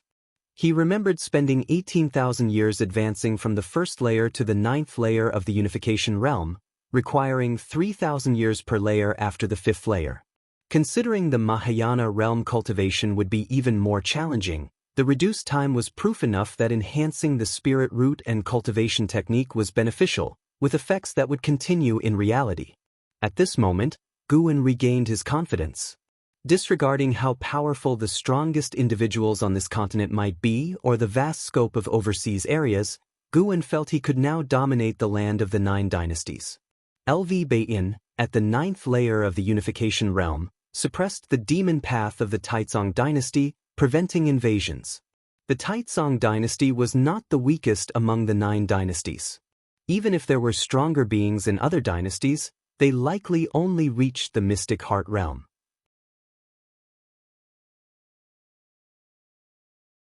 Chapter 97. The terrifying Mahayana realm. The rising sun emitted rays that cut across the North Sea, over the mountains, and through the forest where Guwen resided. At this moment his cultivation level had already reached the 7th layer of the Mahayana realm, and he was aiming to break through to the 8th layer. Guwen brought up the attribute panel and saw that he still had 370,000 years of lifespan left. He thought he could improve his combat skills a bit more. However, today he couldn't continue. After a night's upheaval, the spiritual energy in the area had become thin. He feared ruining the ecosystem of the North Sea Mountains, so he would wait until the spiritual energy in the North Sea Mountains recovered before returning. The next goal was to accumulate a lifespan of 10 million years. Just the thought of this number was terrifying, but Guwen was filled with fighting spirit. The life of a cultivator was extremely long. He could take his time, thinking first about which spells, divine skills, and ultimate skills to improve. Time continued to flow. When Guwen reached the 8th layer of the Mahayana realm, the speed at which his physical body absorbed nature's spiritual energy slowed down. He patiently waited for the breakthrough to end. After an entire night, the lifespan barrier consumed more than 20,000 years of his lifespan, showing just how significant the disturbance caused by Guwen was. Guwen spread out his divine sense to see how far his divine sense could now cover. The scenery of countless mountains and rivers entered Guwen's vision. He saw many demons, ghosts, and cultivators, and even saw an enormous ancient relic species as large as a mountain. Guwen enjoyed the magnificence of the Mahayana realm's divine sense. Suddenly he saw an acquaintance. Li Shendao. This fellow was undergoing tribulation in a valley. Guwen saw the formations and those spirit stones and bottles within the valley, causing his mouth to involuntarily twitch. No wonder Li Shendao was breaking through so quickly. It was not only because of his exceptional talent but also because he was dumping massive resources. Guwen thought about how he relied solely on his physical body for tribulation crossing through his evolutionary cultivation. He couldn't help but feel heartbroken. Forget it. He couldn't compare like this. After all, in reality, he had never undergone tribulation crossing. He should be content with himself. Guwen observed for a while, feeling that Li Xuando's tribulation crossing seemed stable. Then he looked towards other areas, mainly to see where Li Yo was. Soon, his divine sense captured Li Ya's aura. That boy was hiding in a cave, seemingly injured once again. Sigh, what a reckless guy. Don't die out there. Guwen decided to go find Li Ya later, to guide him in another identity. The elder in Li Ya's body wasn't very capable. Guwen also saw the Sky Dragon. This guy was bullying a group of minor demons, strutting around and shouting about being the king. In the end, Guwen's divine sense enveloped the entire North Sea Mountains. Every corner of the North Sea Mountains was visible in his eyes, and this feeling of overlooking everything fascinated him. The demons and cultivators in the unification realm in the North Sea Mountains now appeared no different from ordinary creatures in his eyes. One had to admit, the North Sea Mountains indeed hid many talents. He sensed no fewer than 100 unification realm auras in this area. Of course, those who had reached the 9th layer of the unification realm were very few, fewer than 5, including Lu Lingjun, who had not yet left the North Sea Mountains. Guwen enjoyed his power that belonged solely to him. When his cultivation level stopped growing, and his body no longer absorbed spiritual energy, he dispelled the lifespan barrier and then stood up. He stretched lazily, the sunlight filtering through the leaves and falling on him made him feel rejuvenated. Indeed, no achievement, fame, or relationships in the world could compare to the feeling of becoming stronger. Leah walked out of the cave dwelling. The sunlight shining on him made him squint and frown. His upper body was wrapped in white cloth, with patches of bloodstains. He raised his right hand and summoned a heavy sword from within the cave. As it fell into his hand, his right arm trembled, and a look of pain crossed his face. "Kid, your wounds have just healed and you want to practice swordsmanship already? Are you underestimating the weight of the North Sea nether iron or overestimating the power of the dragon image divine primordial?" The elder's voice echoed in Li Ya's ears, filled with helplessness. Li Ya grinned and said, "I have to make the most of my time cultivating. I don't have much time left. I need to catch up with the time of the Holy Land recruitment you mentioned." The elder retorted irritably that Holy Land isn't a must-go place. It's a path followed by prestigious clans. "But didn't you say that the Li family once reached a glory comparable to the Zhou family and the Gu family? I may not want to be a prince, but I have an obligation to see the Li family prosper." Li Ya lifted the North Sea heavy sword and walked toward the empty ground ahead. Behind him was a small hill, surrounded by forests, with only 5 square meters of empty space. After last night's phenomenon, the ground was covered with various debris and fallen leaves. The clouds in the sky had been torn apart, and the sunlight passing through them formed rainbows, creating a beautiful and surreal scene. Li Ya gritted his teeth and swung the heavy sword in his hand. This sword was forged under the elder's guidance. It was made of nether iron, a rare material found only in the North Sea, and was very hard to come by. This sword weighed 10,000 pounds. Its weight would double with the infusion of spiritual power. Li Ya's injured body had difficulty swinging the sword without using spiritual power. Suddenly, a gust of wind swept from the depths of the forest, startling Li Ya. He turned around instinctively, raising his sword to block. With a bang, Li Ya was thrown out, crashing into the mountain wall, sending rocks flying. He couldn't help but spit out a mouthful of blood. As he landed, he thrust his heavy sword into the ground to support himself, yet he still ended up half kneeling as the white cloth on his body quickly turned red and all the wounds reopened. "Humph, human boy, hand over the dragon image divine primordial." A hoarse voice came. From the forest emerged a demonic figure, a man in a black robe with a fox head, exuding demon energy. His hands had sharp claws, resembling 10 daggers. Li Ya stared at the figure, gritting his teeth and uttering the name, Resentful Fox King. The resentful Fox King glared at Li Ya, his expression suddenly turning hideous. "You've been poisoned by my fox poison, and you're still standing? Have you consumed the dragon image divine primordial?" As he finished speaking, his voice became sharp, causing the surrounding trees to tremble. Li Ya gripped the sword handle with both hands, gasping heavily, and called out in his heart, "Elder, I need your help." The elder couldn't help but lament. "Do you really think my soul power is endless? Just saving you these few nights has nearly drained me." "I don't believe you. You say that every time. You ungrateful brat.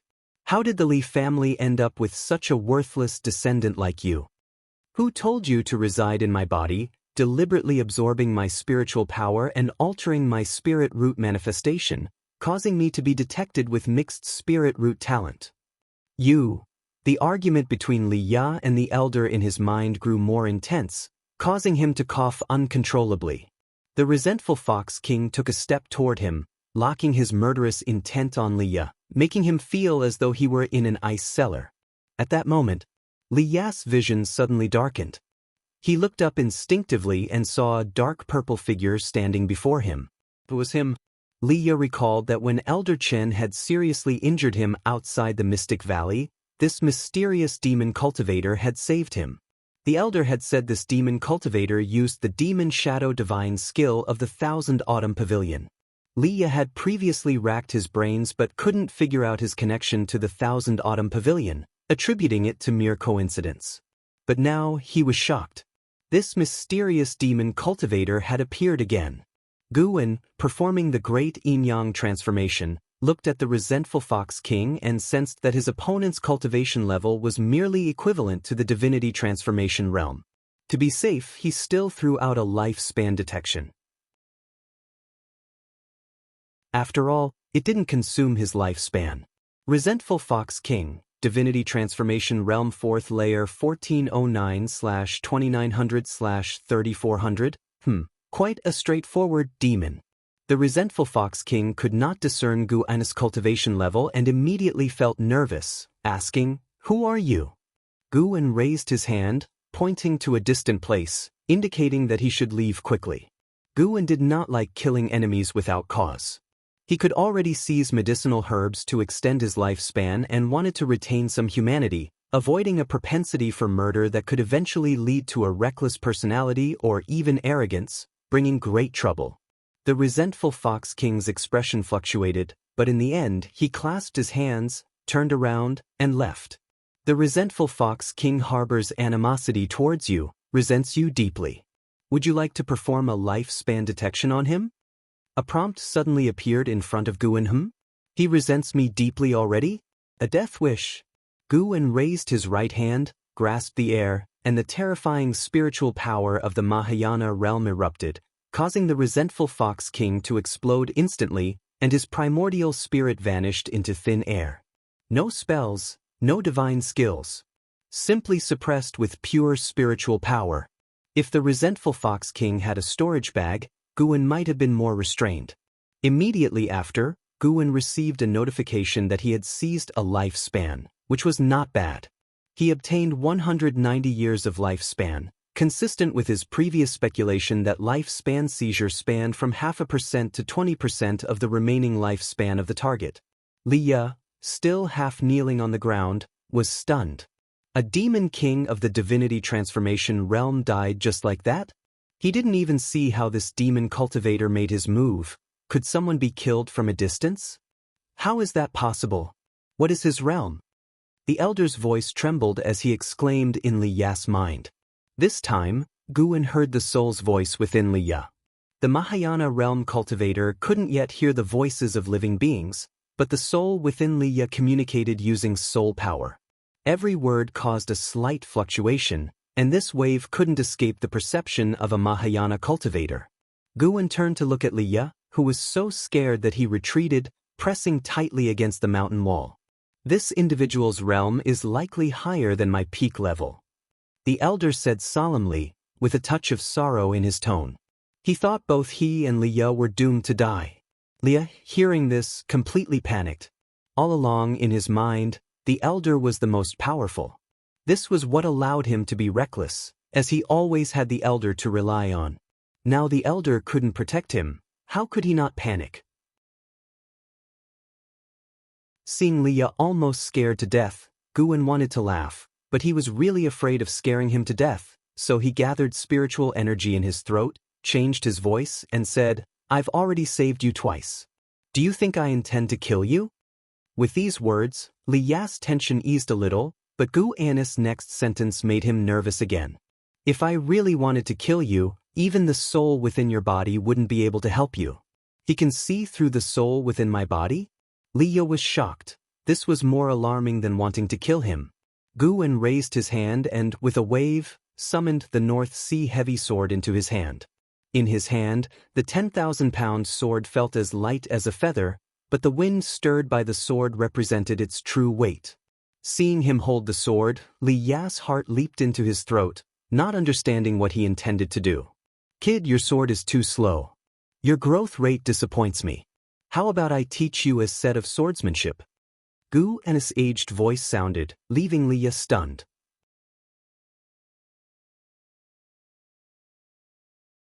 Chapter 98 Primordial Ancestor of Li Family, Power of Ephemera Sect Teach Me Swordsmanship? Liya suspected he had misheard, but the other person did not seem to be joking. The ancestor's voice echoed in his mind, "Don't doubt it, with his cultivation level, there's nothing on you worth calculating. Even if you include the entire Li family, that's still the case. It must be because of some relationship, he feels a certain responsibility to look after you." Guan gripped the North Sea heavy sword and raised it, pointing the blade at him. At this moment, Li Ya's heartbeat almost came to a halt.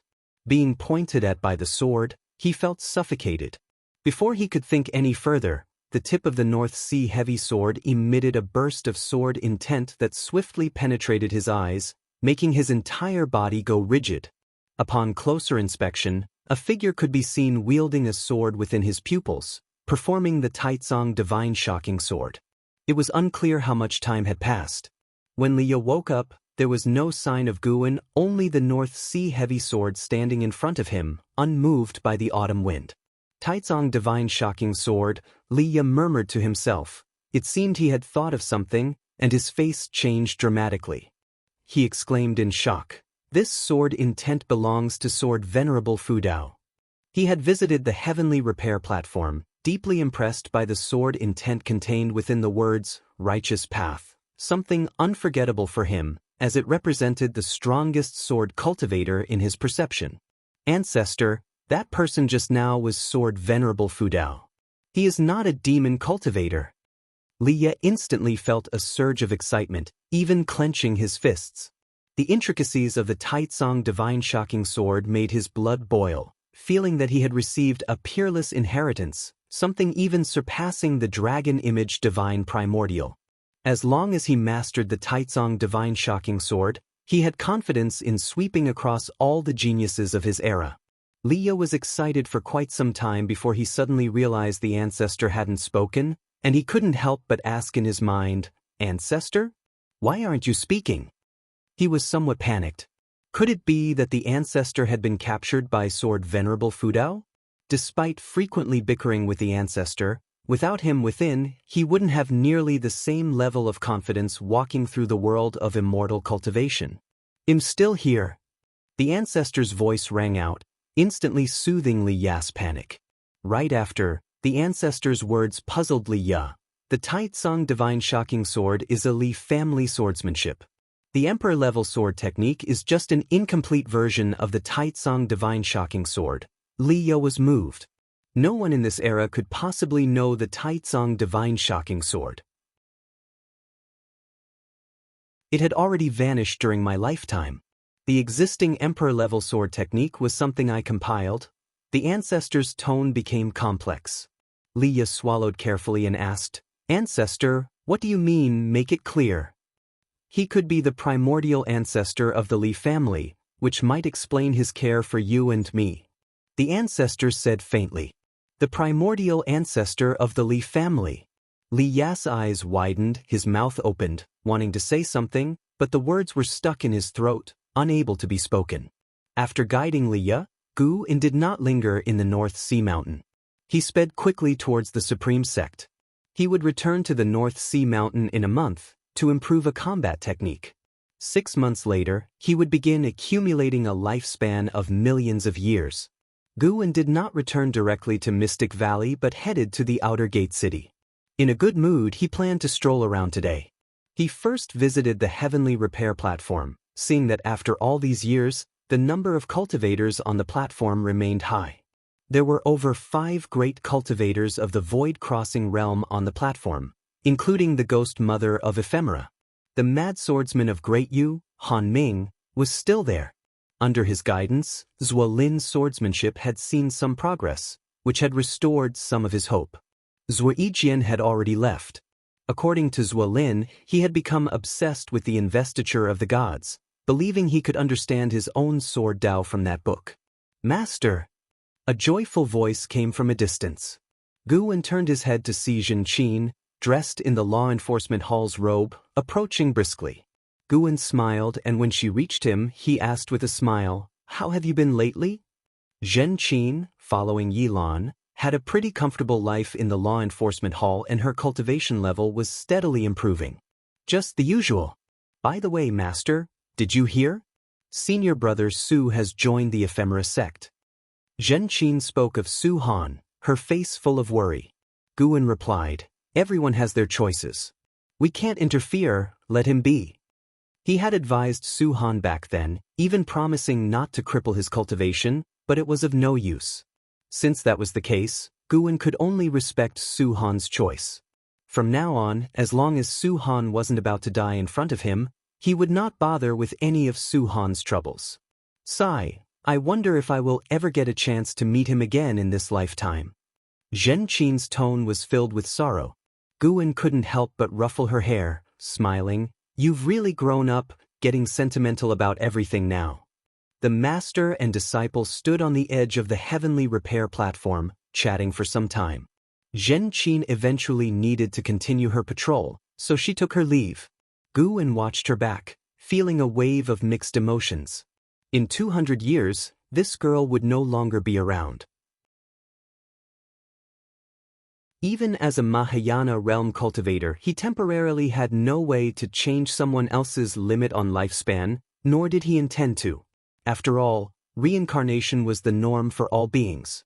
If he forcibly changed someone else's fate, it would only form an obsession, and if he ultimately failed, it would bring him immense pain. Everything around him was just fragments of life. What he sought was eternal life. Of course, he wouldn't reject social interactions as human connections formed the essence of life.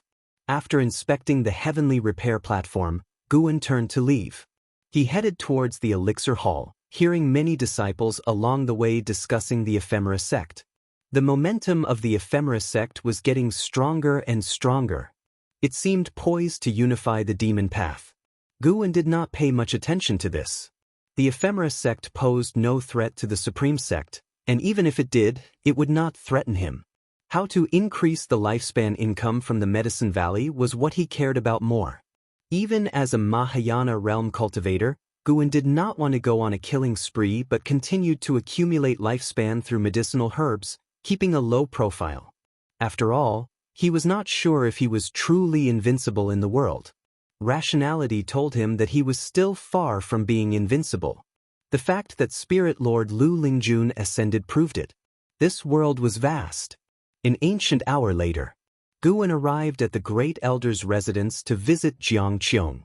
Jiang Qiong was in the residence, and after he entered the hall, Jiang Qiong waved her sleeve, closing the door. Guan took out the medicinal herbs he had previously gathered, and Jiang Qiong didn't check but moved the herbs aside with a wave of her sleeve, then looked at him and said, I am leaving. Guan was curious and asked, Where to?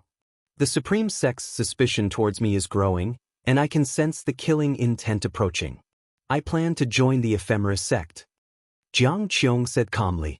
The ephemera sect, again? What exactly was this ephemera sect? Guan thought for a moment, then took out several green vine fruits from his storage bag, saying, Take these with you. Jiang Qiong glanced at the green vine fruits on the ground, smiling. You didn't pocket any yourself? The green vine fruits couldn't be produced in a short time. The fact that Guan could take out so many indicated that he hadn't been using them himself. My aptitude is average. Increasing chi blood would only draw attention and bring disaster. It's better to remain ordinary. Guan shook his head as he spoke. Jiang Qiong laughed. You're really without desires or demands. You say your aptitude is average, but your comprehension of sword Dao is very strong, right? But I don't like practicing swordsmanship, nor do I want to become a swordsman. If you found me a master, imagine a foundation establishment realm swordsman with peerless swordsmanship, would he have a good time? Guan said seriously. Jiang Qiong felt it made sense. In the world of immortal cultivation, cultivation level was the most crucial. She no longer dwelled on this matter and instead said, the ephemera sect and the supreme sect will inevitably have a battle. Once I establish myself in the ephemera sect, perhaps in the future, I can come to get you. Another war? Guan couldn't help but frown. Why was the supreme sect always so troubled? This ephemera sect is not simple. It might be an external force. Half of the pavilion masters of the Thousand Autumn Pavilion have already submitted to the ephemera sect. Even though I was hiding within the supreme sect, they managed to reach out to me. Their intelligence capabilities are quite terrifying. Jiang Qiong said with a sigh. The hand of the ephemera sect had already stretched into the supreme sect? Guan couldn't help but ask, You didn't mention me, did you? How could I? With your cultivation level, even if I did, they wouldn't be interested. Jiang Qiong rolled her eyes at him. Guan smiled. This expression made him look naive in Jiang Qiong's eyes. This foolish disciple. Xianxia shook her head with a smile, worried about how he would stand his ground in the future. She reminded, the new great elder of the outer sect is rumored to be very ruthless. Be careful. Recently, someone from the law enforcement hall was investigating you. Depending solely on your junior sister's protection might not be enough. When you go to the 8 scenic caves, be more observant and cautious, and avoid selling green vine fruits anymore. Guwen nodded, I will keep that in mind. After chatting for about 30 minutes, Guwen took his leave. After leaving the great elder's residence, Guwen hurried towards Mystic Valley. Autumn passed, and winter came, slowly covering Mystic Valley with snow. One day, Mystic Valley received a guest. Guwen entertained the guest in the pavilion. The sect leader has already instructed, from now on, if you encounter any problems in the outer sect, you can come directly to me. LV Songhan said with a warm smile, appearing very enthusiastic. This was the new great elder of the outer sect. LV Songhan's hair was entirely white, but his face did not look old, and when he smiled, he seemed like a big, naive individual. Despite his enthusiasm towards Guwen, he was actually a nascent soul realm cultivator, and as described by Jiang Qiong, a rather challenging figure. Guwen raised his cup, smiling, Thank you, Elder LV, for your care. They exchanged drinks, becoming more and more animated in conversation, eventually addressing each other as brothers. At noon, Guwen finally saw LV Songhan off.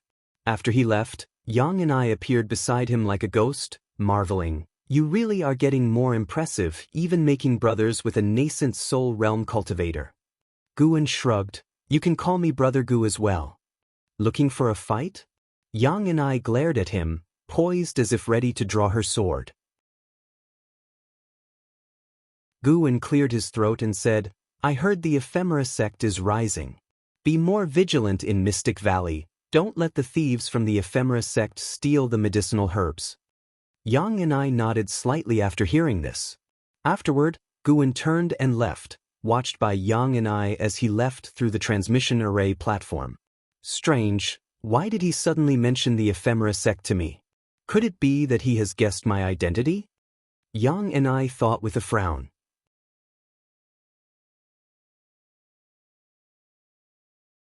Chapter 99 Limitless Freedom Step. Supreme Elder. Late in the night, snow was pouring down heavily, covering the North Sea mountain range. Guwen sat on the cliff. He had already activated the lifespan barrier and was investing 10,000 years of his lifespan into the Infinite Traceless Mystic Heaven Step. The Infinite Traceless Mystic Heaven Step successfully advanced to the Limitless Freedom Step and reached the peak creation realm. The spiritual energy sank in as he began to inherit the Limitless Freedom Step. An hour later, Guwen opened his eyes, having fully inherited the Limitless Freedom Step. The Limitless Freedom Step could predict the opponent's attack trajectory, cross restrictions and formations, and walk on Dharma aspects with infinite wondrous applications. It was capable of both fighting and escaping. In another month, he would enhance the Great Yin-Yang transformation. The advanced cultivation technique of Demon Shadow Divine Skill could conceal identities, which suited his immortal cultivation traditions well. Guwen stood up and flew towards the Supreme Sect. Along the way, he expanded his divine sense to search for Liya. Liya was training his sword skills by the lake in the North Sea very diligently. It was unknown when he would master the Taizong Divine Shocking Sword. Guwen began to look forward to the duel between Liya and Anhao. Both of them performing the Taizong Divine Shocking Sword at the same time would be an astonishing and unbelievable sight. It was too interesting. Guwen then began to search for Sky Dragon, but it turned out Sky Dragon was not in the North Sea mountain range at all. Could it have been chased away by the demons of the North Sea mountain range? As for the possibility of being eaten, it wasn't impossible. If it were eaten, it could only blame its bad fate. Before the sky fully brightened, Guwen quickly returned to the Mystic Valley. The new year arrived, and the spring festival began. LV Badian came, bringing along his newly accepted disciple in how to celebrate the spring festival at the Third Medicine Valley. And how went to the outer sect to bring an Xian over. The grown-up in Xian was graceful and elegant, standing next to Anhao like a match made in heaven. The third Medicine Valley, with its 300 servant disciples, was bustling with noise and excitement. Guwen planned to visit the Mystic Valley in the evening to maintain balance. Guwen and LV Baitin sat under the old tree, drinking and chatting about the trifles of the third Medicine Valley, a conversation LV Baitin enjoyed. As LV Baitin put it, having lived for hundreds of years, his most comfortable days were in the third Medicine Valley. Since you miss our Medicine Valley so much, why not give up the position of sect leader and return to the countryside? Guwen asked with a smile. Familiar enough with LV Baitin, he dared to joke now. Of course, his greatest confidence lay in his own Mahayana realm cultivation level. LV Baitin shook his head, smiling. Without advancement, one regresses. If I relinquish the sect leader position, it won't be long before I am labeled a traitor of the supreme sect, showered with all kinds of slander, perhaps even accused of being a demon path spy. Moreover, the LV family and Gu family, who support me, won't allow me to step down. In the supreme sect, cultivation level is paramount, but sometimes, it's not all that matters. His tone was meaningful, as if hinting at Guwen. Guwen changed the topic and said, recently, a sect called the Ephemera sect emerged in the Immortal cultivation world. You must have heard of it, right? Having stayed in the supreme sect for long, he had developed feelings for it. LV Baitin nodded slightly, then picked up the wine pot and poured wine for Guwen, saying, the supreme sect has long known of the Ephemera sect's existence. 200 years ago, the Ephemera sect tried to infiltrate the Taizong dynasty. At that time, the imperial family was under their control. I led the supreme sect into battle against the Ephemera sect in the North Sea, driving them back. The Ephemera sect's resurgence likely comes from thinking the supreme sect is weakened by the recent war. Indeed, the supreme sect is temporarily unable to stop the Ephemera sect from consuming the demon path. Guwen asked in confusion, what should we do? Let them grow unchecked? LV Baitin calmly replied, no matter. The Ephemera sect planted spies in the supreme sect, and we did the same in their sect. The Ephemera sect has many branches, but we haven't figured out their origins yet. Know thyself, know thy enemy, 100 battles, 100 victories. Let's wait and see. Besides, I am preparing to break through to challenge heavenly destiny. This was called no matter? Not even knowing how strong the enemy was. Guwen felt LV Baitin was just pretending to stay calm. The real reason for not acting against the Ephemera sect was to break through first. Speaking of the Ephemera sect, I plan to send 10 of the most talented young disciples from the sect to the third Medicine Valley. They can protect you while learning to cultivate their minds with you. LV Baitin laughed. Guwen was stunned and helplessly asked, what can they learn here? I can't teach them anything. You don't need to teach them. Just immersing in the life here and calming their minds will be enough. LV Baitin shook his head. Guwen suddenly suspected whether this guy recognized him as Sword Venerable Fudao. Otherwise, why treat him so well and now send talents to assist him? Under the name of mind cultivation, was it actually to have Sword Venerable Fudao guide them? Guwen began to test LV Baitin, asking why not let Sword Venerable Fudao guide these disciples instead. Isn't Sword Venerable Fudao said to be the strongest in the Immortal cultivation world? LV Baitin frowned and replied, to be honest, we don't have the slightest clue about Sword Venerable Fudao's identity. He might be a hidden ascetic. Such examples are not uncommon in the Supreme Sect, founded for thousands of years with disciples numbering over 1 million.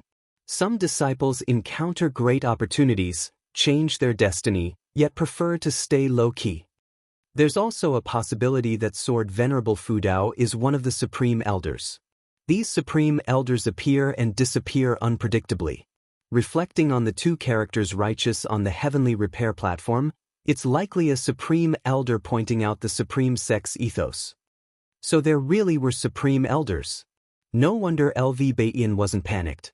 What truly reassured Guwen was LV Baitin seemed not to suspect him being Sword Venerable Fudao. Just as he thought more, he suddenly felt his previous worries were indeed excessive. How old was he? How could he possibly be Sword Venerable Fudao? At most, They might think he had a connection with Sword Venerable Fudao. With worries dispelled, Guan asked, "Sect leader, if you successfully break through, can you sweep through the Ephemera sect?" LV Baitin smiled. "If the Ephemera sect is still at the level of 200 years ago, one breakthrough from me could sweep through them alone." "Kid, do you know what my cultivation level is?" He raised his chin, full of pride. Guan pondered. "It should be above divinity transformation, right?" "Ha!" LV Baitin burst into laughter, attracting others from afar. Guan watched him boast, secretly feeling pleased. Above divinity transformation is void crossing, above void crossing is unification, and I am at the 9th layer of the unification realm. LV Baitin softly said. As he spoke, Guan clearly sensed his spiritual power spreading out, forming a barrier to prevent other disciples from overhearing. Guan showed a shocked expression, muttering to himself, "The 9th layer of the unification realm. How many years of cultivation would that take?" With your talent, it's hard to say if you'll reach nascent soul in this life, let alone unification. If you become my disciple, my cultivation will be yours in the future." LV Baitin revealed his intent again, his tone full of temptation. Guan's face showed yearning and joy, pleasing LV Baitin. This kid got the hint. Forget it, reaching great heights isn't always good. Like you, even with high cultivation, there are times you can't be carefree. How high is enough? Enjoying life isn't more meaningful? Guan shook his head, making LV Baitin want to spit blood. This kid truly didn't understand the dangers of the immortal cultivation world. If not for the Supreme Sect's protection, how could Guan be so carefree? LV Baitin wanted to speak, but recalling Guan's opinions on the outer sect and his guidance, he held back. The reason he valued Guan was precisely his character. If a content Guan became sect leader, it would benefit the Supreme Sect. He might not want it now but could in the future. Anyway, his limit was far away. LV Baitin convinced himself. Guan then asked, "Sect leader, what's above the unification realm?" He was probing the Supreme Sect's depth. LV Baitin snorted, "Become my disciple and I'll tell you." "Why insist on me as your disciple? Haven't you accepted and how? Why not cultivate him as sect leader?" His background is unclear, also had Chu Tianqi as a teacher. "I accepted him for his talent, not trust him." "So you entirely trust me?" "Of course, I've investigated you.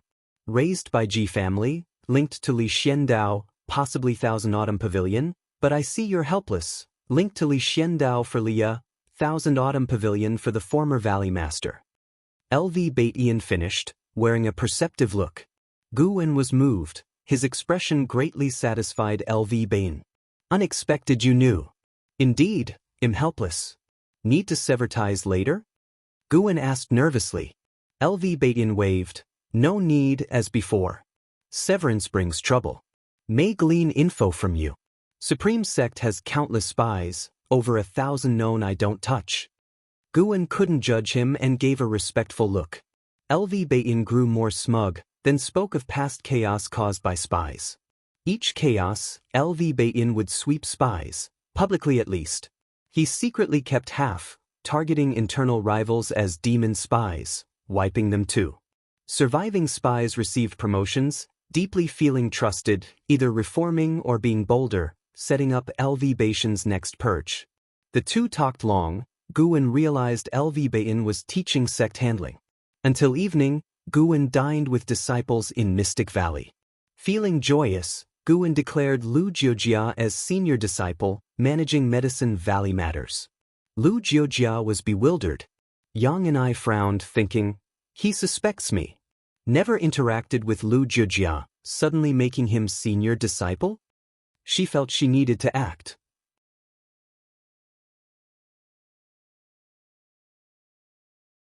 Chapter 100. Shenzhou Scripture, the fear of the unification realm. Guan didn't know what Yang and I was thinking.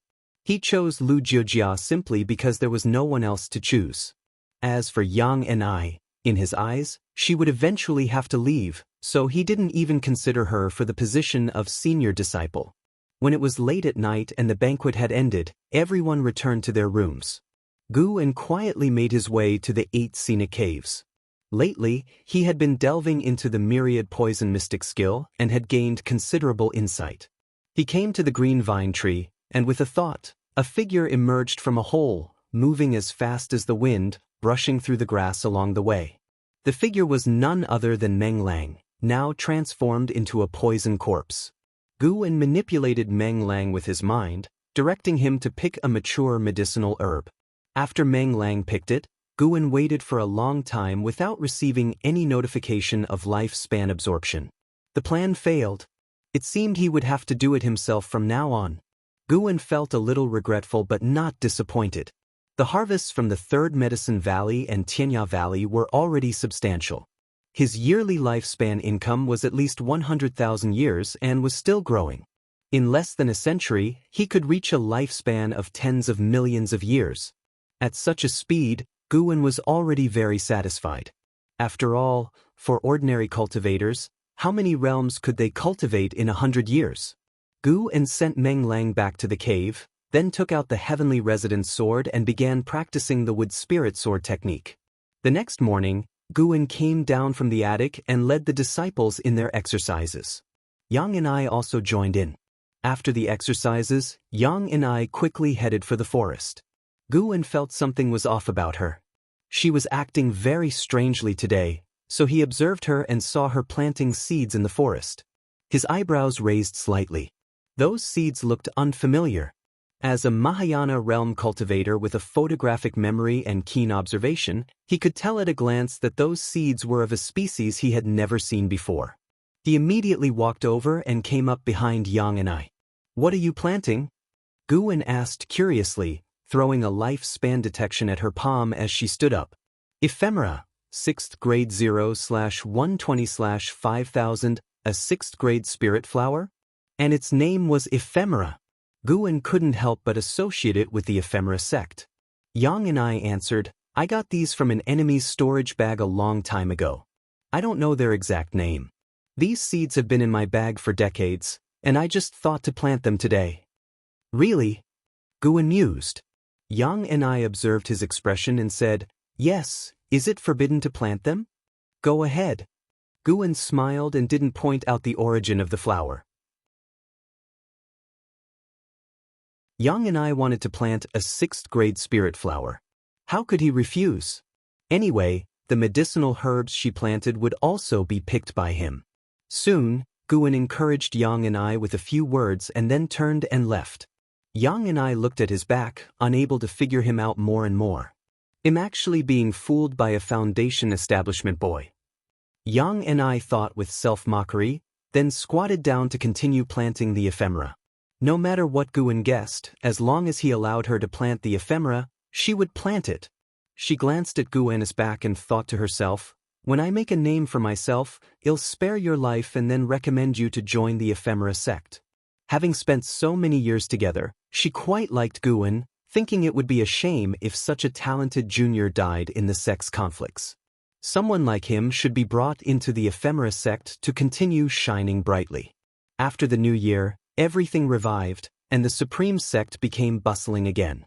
In early March, Guwen and Xianxia were discussing books in the tower when they suddenly felt something, setting down their books. Guwen cleared his throat and said, "Put these things away." Xianxia's cheeks flushed as she hurriedly put all the drawings on the table into her storage bag. After tidying up, they went downstairs. They came to the open space in front of the attic, looking up at the sky where a group of cultivators was flying towards them. Guwen saw a familiar face, Ji Xiaoyu. A total of 11 cultivators, Guwen continuously used lifespan detection. Except for the leading cultivator, the other 10 were all under 100 years old.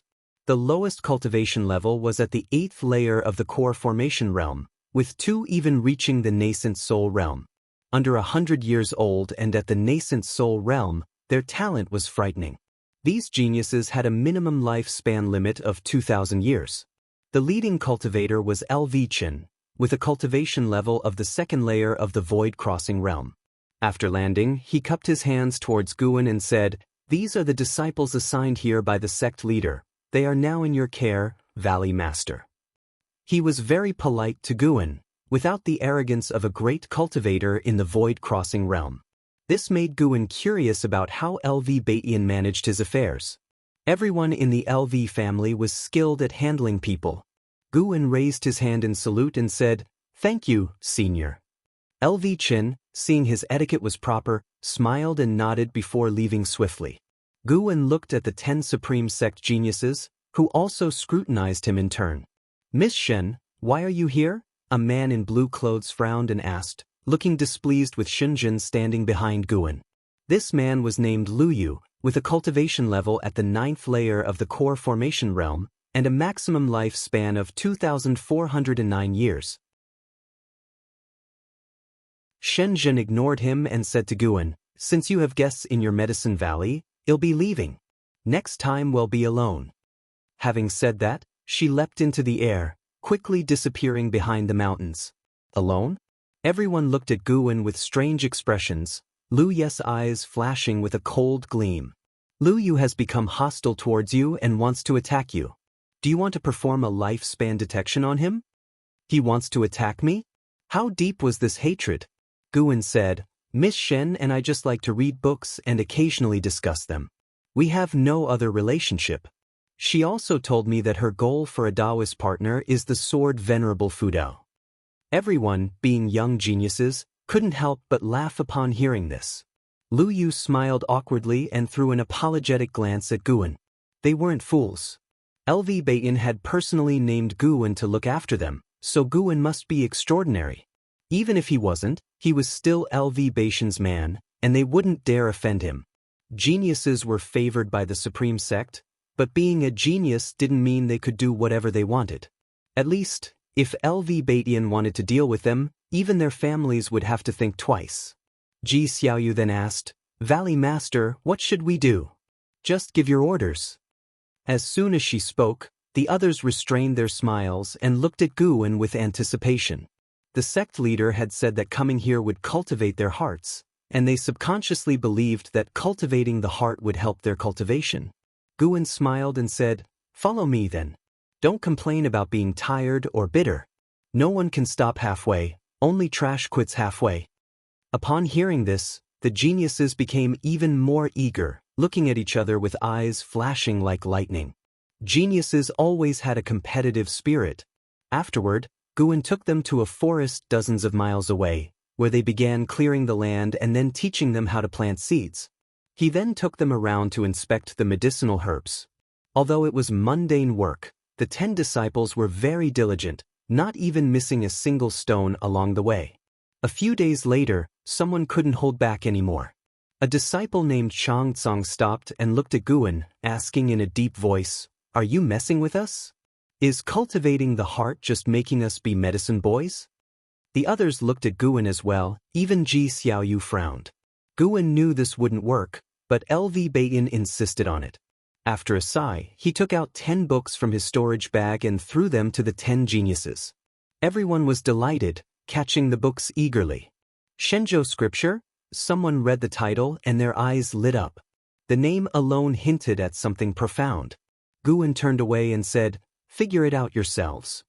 Having said that, he turned and left, leaving the group to start reading the book. Lu Yu opened the first page and read, "The Tao that can be told is not the eternal Tao. The name that can be named is not the eternal name." Guwen, with his back to them, smiled. The Shenzhou Scripture wasn't the Tao Te Ching.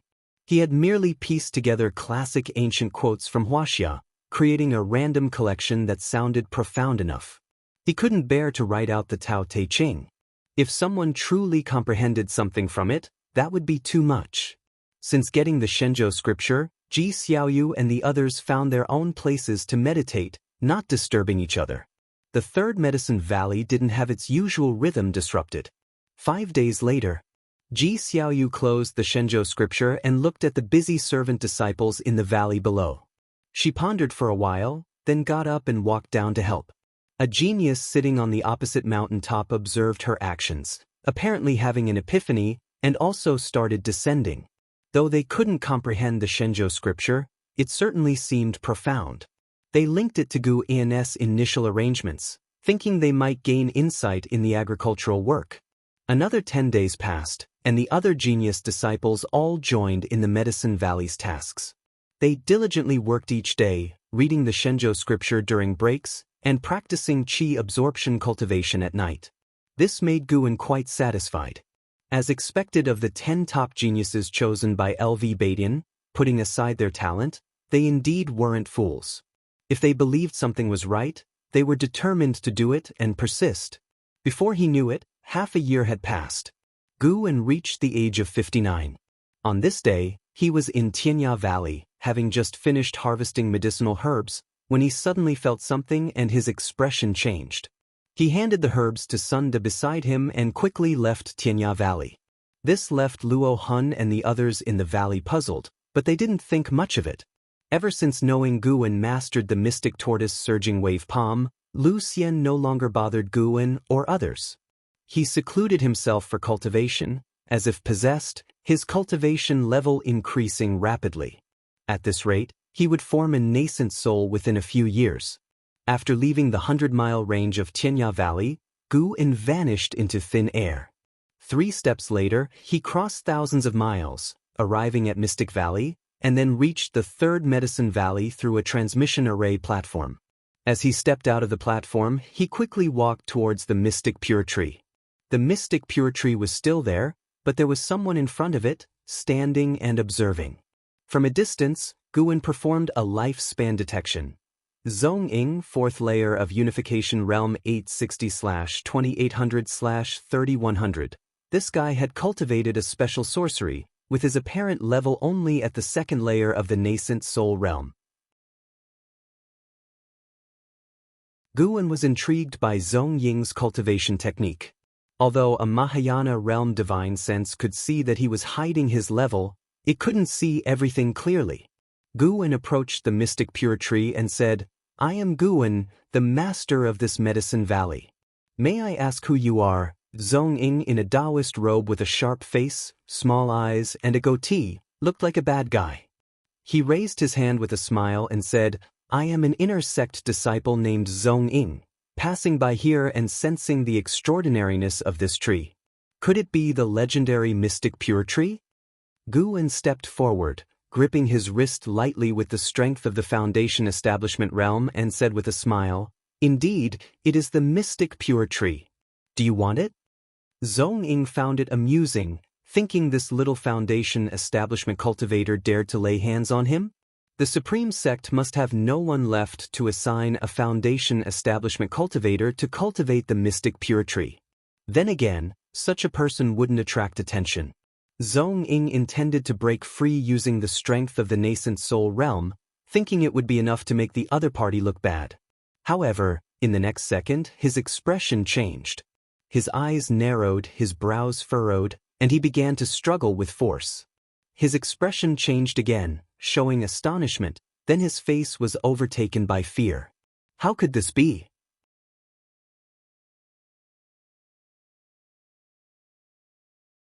Chapter 101 Wind of Ephemera, Archenemythi. Zhongying's eyes widened, his voice trembling. He couldn't believe what he was feeling. He had exerted all his strength but still couldn't break free from Guan's grasp. It wasn't just that he couldn't break free, he couldn't even unleash his power. Under normal circumstances, the power of someone in the unification realm exploding would instantly collapse this Medicine Valley. His qi and spiritual power couldn't escape from his body.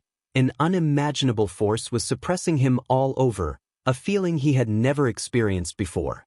He was a cultivator in the unification realm.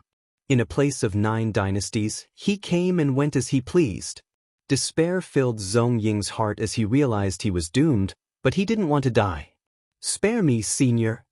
Zhongying gritted his teeth, pleading without any pride of the unification realm. Guan had already isolated the surrounding space with his spiritual power, making their conversation inaudible to the outside world. He had a general guess about Zhongying's identity, so he didn't immediately resort to killing. He asked, "Give me a reason not to kill you." Up until now, Zhongying hadn't harbored hostility towards Guan, likely out of utter fear. "I'm known as the Ghost Thief.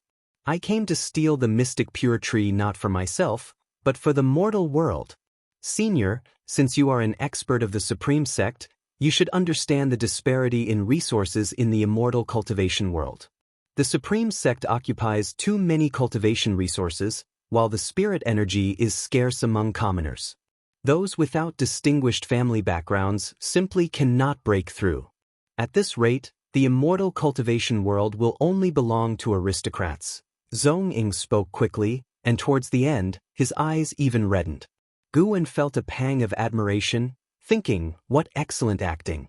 He agreed with the ghost thief's idea of protecting the common people, which was truly chivalrous. However, you can't steal from me. You already know my strength, I have to kill you to prevent any leaks. Guwen said expressionlessly. At these words, Zhong Ying nearly had his soul scared out of his body. His eyes darted as if thinking of something, and he quickly said, I have a curse technique that can make me completely obey you without defiance. If I defy you, I will suffer misfortune and die violently.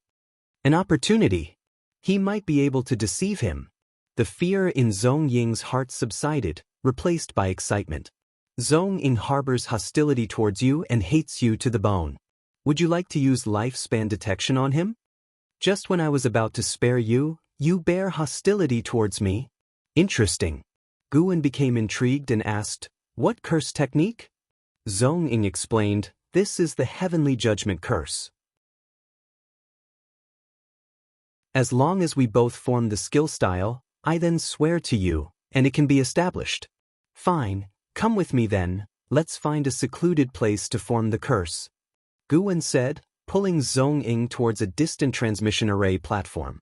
Zhong Ying was still suppressed by his spiritual power and couldn't move, but he felt relieved, thinking the other believed him. Being led by Guwen, he pondered. Who exactly is this person? To suppress someone in the unification realm so easily, could he have reached the mystic heart realm? Could he be a supreme elder in seclusion from the Supreme Sect? The more he thought, the more alarmed he became. This must be reported to the sect. Thus, they transmitted to the Mystic Valley and then left it. During this time, some disciples cast curious glances at them, but seeing they were chatting and laughing, quickly looked away. After leaving the Mystic Valley several miles behind, Guwen confirmed no one was following and stopped. They stayed in the forest, where Zhong Ying was unable to break free from Guwen's spiritual power suppression. Zhong Ying smiled obsequiously and asked, Senior, can we begin? Guwen nodded, also showing a smile. Seeing Guwen's smile, Zhong Ying's face changed drastically, sensing danger instinctively. Before he could think much, a powerful divine sense invaded his mind. Soul-capturing skill. In a dim great hall, Zhong Ying knelt on one knee, his gaze fixed on the mysterious shadow on the steps. The shadow was shrouded in black mist, making it impossible to discern the true form. Your energy-concealing skill is the most formidable. You should probe the depths of the Supreme Sect. The mysterious shadow spoke in a cold male voice, devoid of any emotion. Zhong Ying hesitated. LV Bayan has resumed his position as the sect leader of the Supreme Sect, and his cultivation is at the 9th layer of the unification realm. Are we really going to confront them head-on? The mysterious shadow responded, This is an order from the mainline. We must annex the Taizong dynasty before the great calamity of the demons arrives. The Taizong dynasty, being coastal, is crucial to our sect's future plans. Upon hearing this, Zhong Ying asked excitedly, An order from the mainline? Is the mainline finally able to help us? Yes, the failure 200 years ago dissatisfied the mainline. Though we have infiltrated the Taizong dynasty, compared to the achievements of other branches, we have embarrassed the ephemera sect. You should first probe the foundation of the Supreme Sect. When a great cultivator from the mystic heart realm of the mainline arrives, we will then wage war against the Supreme Sect. Hearing the mysterious shadow's words, Zhong Ying immediately agreed excitedly, seeing this as a great opportunity to earn merit. The scene shattered, and Guwen's divine sense continued to explore other memories of Zhong Ying. This scoundrel wasn't a ghost thief at all, he just borrowed the ghost thief's name to make the Supreme Sect prepare early, thus he could understand how many powerhouses the sect concealed. The reason he didn't use the name of the ephemera sect was to avoid alerting the enemy. If he failed, he could still survive as a ghost thief. The ghost thief acted righteously, and the supreme sect, being a righteous sect, might not kill a ghost thief. If it weren't for lifespan detection warning him, Guwen might really have been deceived by him. For a long time. In reality, an hour passed in the forest. Zhong Ying fell dead in front of Guwen with a thud, his eyes rolled back, his body stiff. He had been completely exorcised. His primordial spirit was shattered by Guwen's powerful spiritual power, and his soul perished before his body. Guwen expressionlessly took Zhong Ying's storage bag, then burned his corpse with spirit power fire. Killing Zhong Ying awarded him 240 years of lifespan, but this did not improve his mood. In Zhong Ying's memory, there was no heavenly judgment curse. What Guwen saw was his heinous acts of murder, pillaging, extermination, bullying female cultivators, refining souls to make ghost devices, and more. A truly evil person. This sharply worsened Guwen's impression of the Ephemera sect. He had previously thought the conflict between the Ephemera sect and the Supreme sect was just a normal sect rivalry, but now he believed life under the Ephemera sect's rule would be much worse. Although the Supreme sect also had darkness within, the cultivators at the Unification Realm were not as debased. Mystic Heart Realm, Guwen thought to himself, then turned and left. The autumn wind blew into the forest, scattering Zhong Ying's ashes. In the air, the ashes completely disappeared, leaving no trace. Guwen first went to the 8 scenic caves to check Zhong Ying's storage bag, destroying anything suspect to prevent revealing the location of the 8 scenic caves, keeping only the cultivation resources.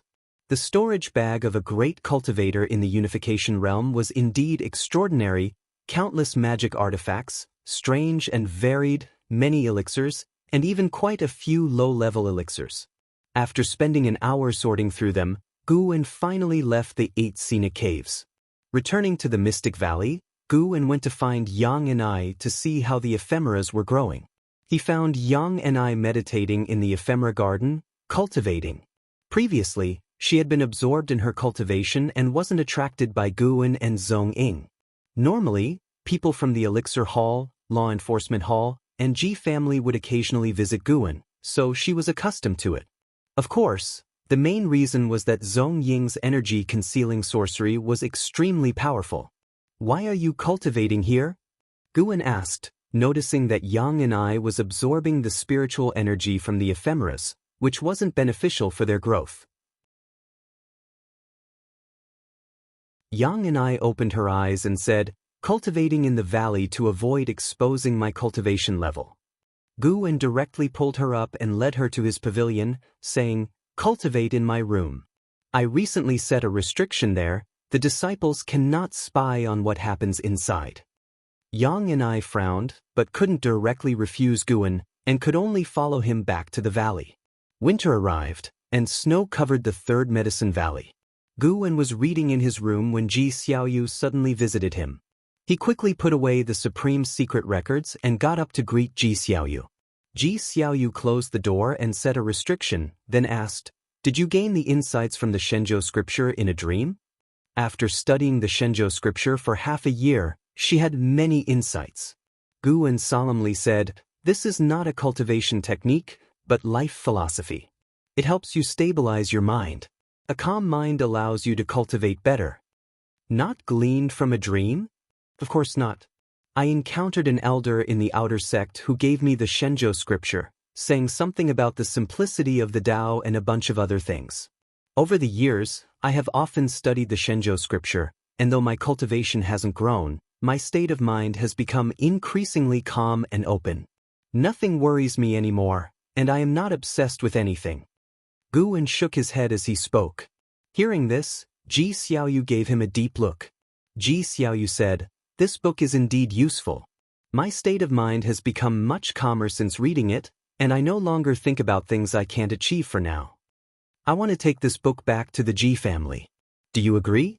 If so, I will try to get you a 7th grade spirit tree. The Ji family's resources are no less than the supreme sects. Of course, if you disagree, I will not force it and promise not to leak the Shenzhou scripture." A 7th grade spirit tree? The Ji family has such resources? Guwen suppressed his excitement and said calmly, "Of course I agree. The thoughts of Kongzi mentioned in the scriptures are about conveying one's philosophy to the world. How can I keep it private?" The Shenzhou scripture was a compilation of sayings from Laozi, Kongzi, Zhuangzi, and other ancient saints of Wuxia. Guwen had marked their names in the book to construct their immortal images. Hearing this, Ji Xiaoyu smiled and began discussing the Shenzhou scripture with Guwen. They talked for a long time before she took her leave. Just before reaching the door, Ji Xiaoyu turned around and said to Guwen, "Now that you hold such a significant position in the Third Medicine Valley, your status has changed. You must have heard of the Ephemera sect. If someone from the Ephemera sect tries to recruit you, do not agree." "Why?" "The Ephemera sect acts deceitfully and is not righteous. Engaging with them won't lead to good outcomes, and the Ji family is their archenemy. The real reason must be the latter, right?" Guwen silently mocked, while also sensing the pressure the Ephemera sect was exerting on the Supreme Sect. Ji Xiaoyu's words surely implied she knew many had been recruited by the Ephemera sect.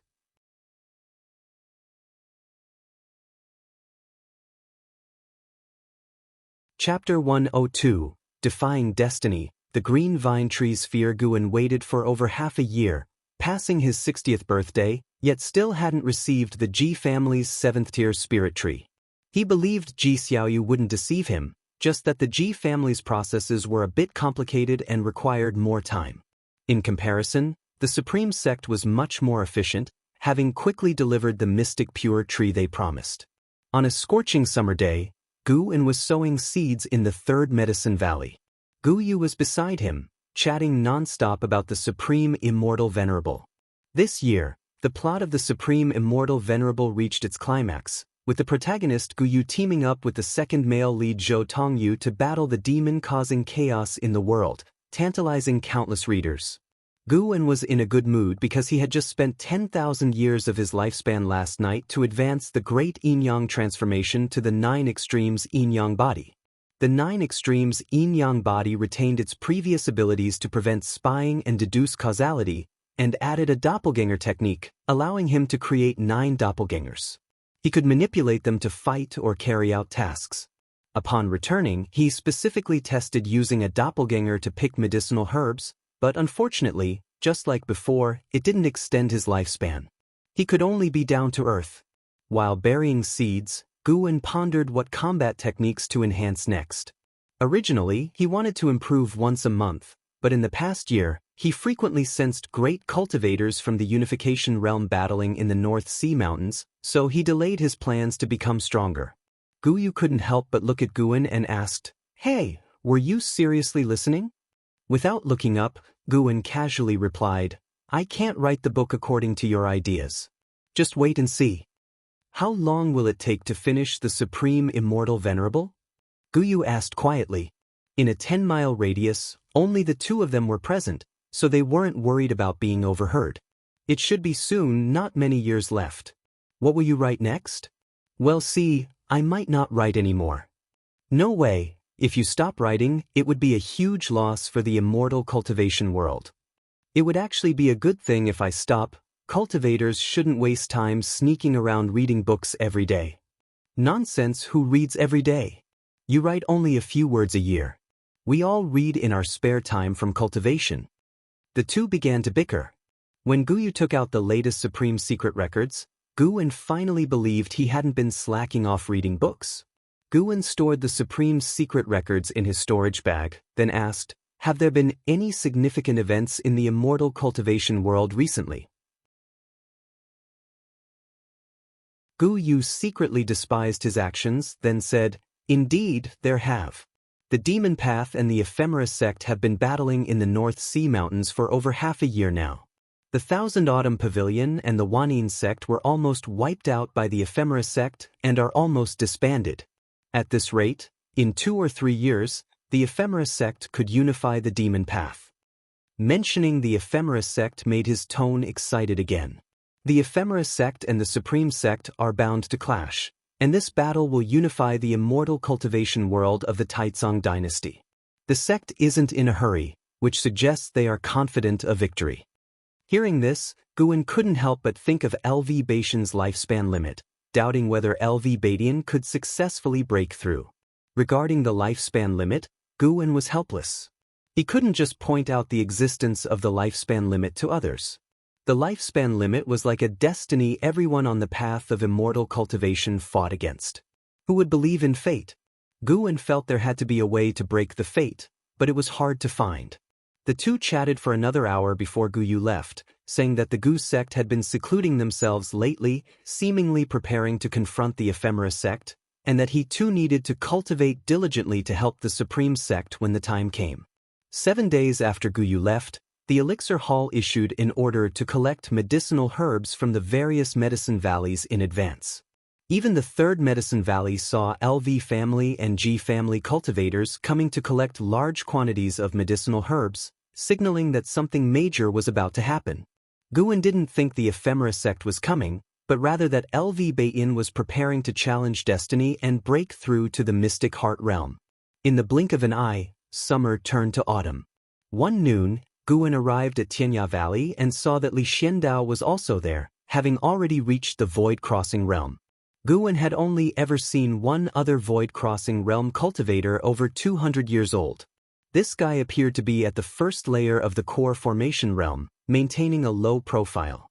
The two sat for a conversation at a stone table in front of a pavilion, and Li Xiandao praised Gu An's exceptional planting abilities. Thanks to the medicinal herbs cultivated by Guwen, he managed to break through to the core formation realm smoothly.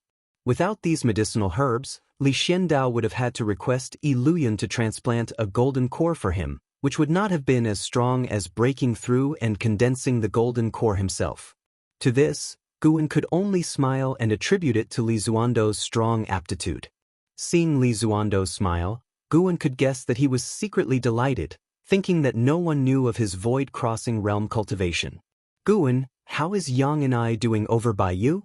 Li Xiandao asked with a smile, raising his teacup. "She's doing well. She started planting medicinal herbs too, becoming one of us," Guwen replied. "Planting medicinal herbs?" Li Zuando's expression became intriguing. Guwen suddenly recalled that LV Batian had mentioned that 200 years ago, the Ephemera sect once controlled the imperial family. Was Li Zuando's cultivation technique possibly from the Ephemera sect? Zhong-ing was the best proof, able to conceal his cultivation. Even those with higher realms would find it hard to detect. Combined with the fact that Yang and I planted ephemeras, good heavens! Was there an Ephemera sect undercover agent beside me? The more Guwen thought about it, the more likely it seemed.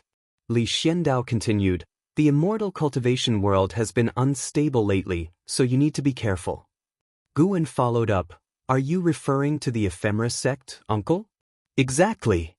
Uncle, as the Emperor, what is your view on the Ephemera sect?" Li Zuando's face remained calm as he said, "Ambitious wolves, bringing calamity to the common people." Hearing this, Guwen was momentarily stunned. That didn't sound like something an Ephemera sect member would say. Li Xiandao began recounting past events, revealing that his father had been controlled by the Ephemera sect, turning the court into a money-making tool for them. When the scandal was exposed, his father was killed by the Ephemera sect. Li Xiandao had to enlist the Supreme sect's help, and because he provided intelligence at that time, the Supreme sect supported him to the throne, as he wasn't the crown prince.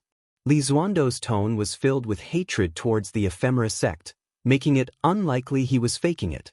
"I may want to challenge the Supreme sect, but that's an internal struggle within the dynasty.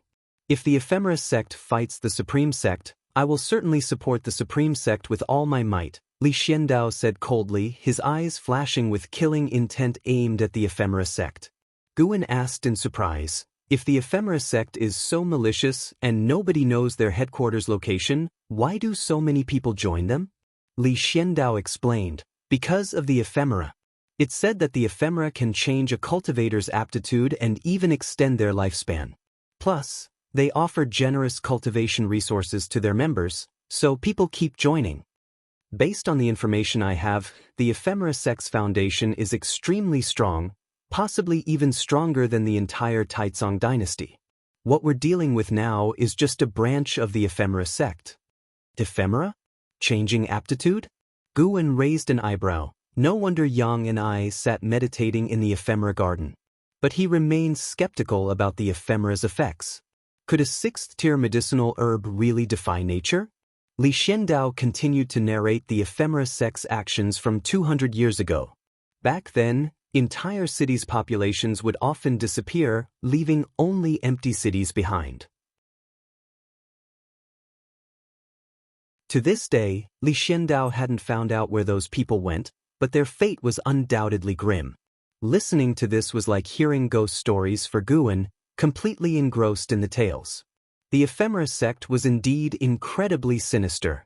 It was said that the ephemera sect's followers weren't limited to cultivators, but included demons and ghosts.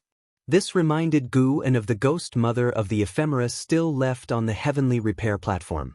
After chatting for a full hour, Li Xiandao hadn't finished his story, yet Guwen was not bored. Suddenly, a prompt appeared before Guwen. Zhong Liang harbors ill will towards you and wants to kill you. Do you wish to perform lifespan detection on him? Zhong Liang? Who's this? A complete stranger. Guwen was puzzled. He was usually kind to others and rarely made enemies. The name sounded significant, and Guwen silently chose yes. Consuming 100 years of lifespan is required. Do you wish to continue? So pricey? Guwen couldn't help but ask, Uncle, have you heard of Zhong Liang? Li Xiandao frowned deeply and said, Has the ephemera sect begun contacting you? Is this person from the ephemera sect? Guwen asked, suddenly tense, immediately opting to continue in his mind. Zhong Liang, 3rd level of Unification Realm 1462/2900/3000, 3rd level of Unification Realm. Guwen's brow furrowed as he carefully considered how the other party had identified him. Was it because of Zhongying? No, he had checked many times to ensure there were no messaging items from other great cultivators on Zhongying, and Zhongying had been dead for half a year. Who was it then? Guwen, realizing the ephemera sect had targeted him, felt a sudden urge to infiltrate their headquarters and eliminate them. Unfortunately, the ephemera sect had no central headquarters, at least not in Zhongying's memories. Zhongying and that mysterious figure always met in different places. 200 years ago, Zhong Liang was the sect hierarch of the ephemera sect, who fled after being severely injured by LV Baiyin. Where did you encounter him? Li Xiandao asked gravely. Guwen shook his head, saying, I once had a chance encounter with him outside the Supreme Sect outer sect. He invited me to seek an opportunity, but I refused. Talking with you today reminded me of him, and I never thought he would be an ephemera sect demon. Li Xiandao didn't doubt Guwen's words but considered many possibilities. Could it be that Zhong Liang was targeting Li Ya, or maybe even himself? Li Xuando's expression darkened further.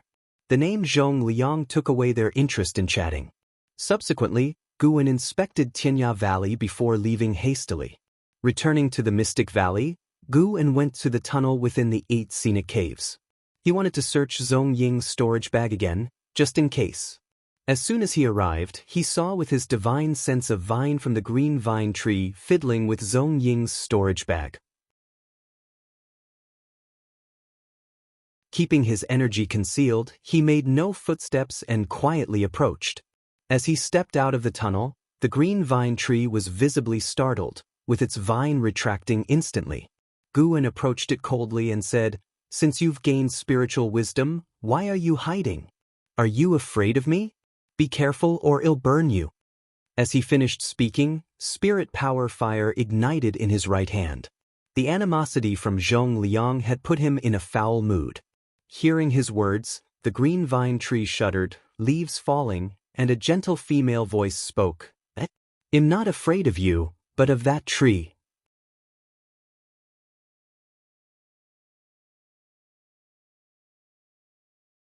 Chapter 103 Ephemera Tree. Guwen dispels demons. What kind of tree? Guwen looked at the green vine tree and asked. The green vine tree was nearly 300 years old and capable of speech, which was not surprising to him. The green vine tree's voice resembled Jiang Qiong's, likely because it had overheard Jiang Qiong frequently while it was developing spiritual wisdom. I don't know. But I can sense it. It will eat me, the green vine tree's voice sounded again, causing Guwen to frown. Guwen first thought of the human-faced tree. That thing also came from the Thousand Autumn Pavilion and was quite sinister, but the human-faced tree's grade and rank were lower than the green vine trees. How could it frighten the green vine tree so? Where is it? Guwen asked further. I don't know. Is it close to you? Very far, very far. Upon hearing this response, Guwen ruled out the human-faced tree. Could it be related to the Ephemera sect? Could the missing townsfolk have been devoured by one of the Ephemera sect's evil trees? The more Guwen pondered, the more it seemed possible. Thinking further about Zhong Liang keeping an eye on him made him very uneasy.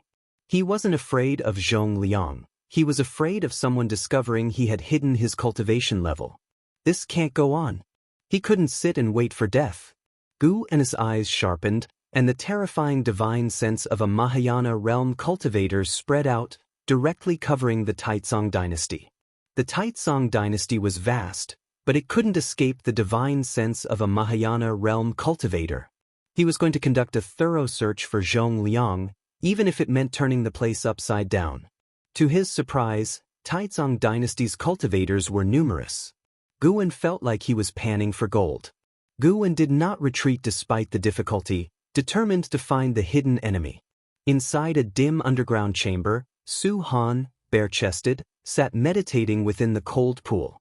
The water emitted a chilling mist, and beside him stood a jade-white longsword, appearing as though made from white bones, with a blade shrouded in blood aura, eerie and shocking.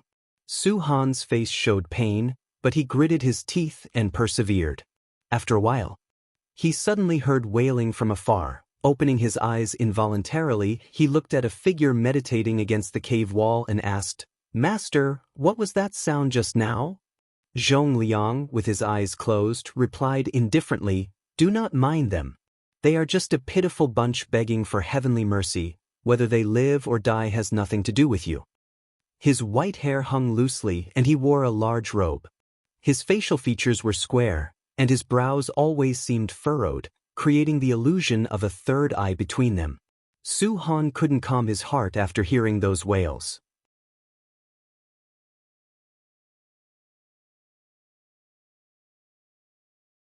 Su Han's cultivation had reached the 9th layer of the Foundation Establishment realm, but his maximum lifespan hadn't increased, remaining at 199 years.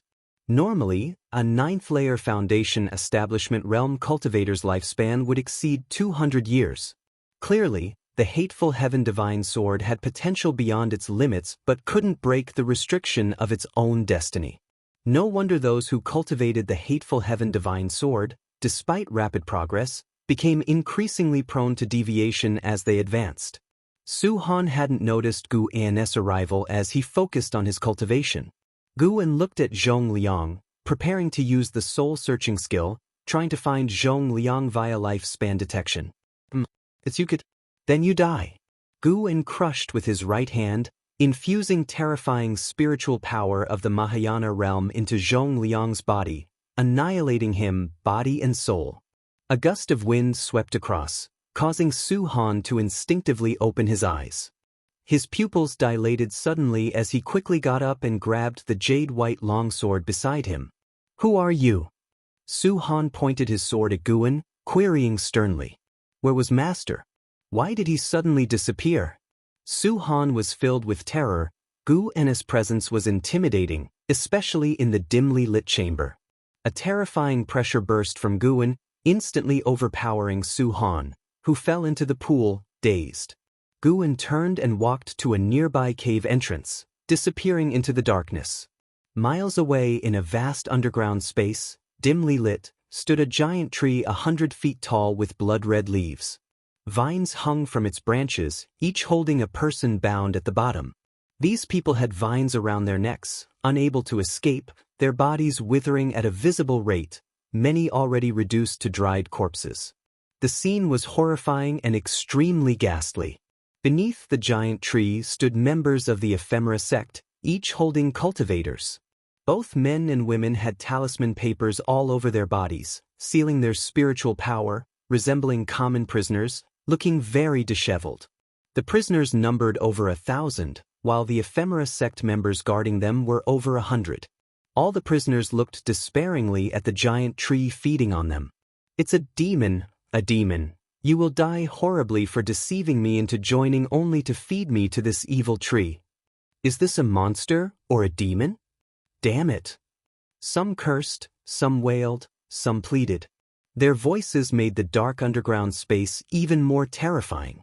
A demon cultivator woman, with a seductive figure and beautiful face, snorted coldly, "Victor's right history. What are you yelling for? You're no good people either. Maybe the heavens think we're eradicating evil." While speaking, she picked up a man beside her, bringing her mouth to his forehead and started to devour his life essence, making the man's complexion rapidly pale and his eyes lose their sparkle.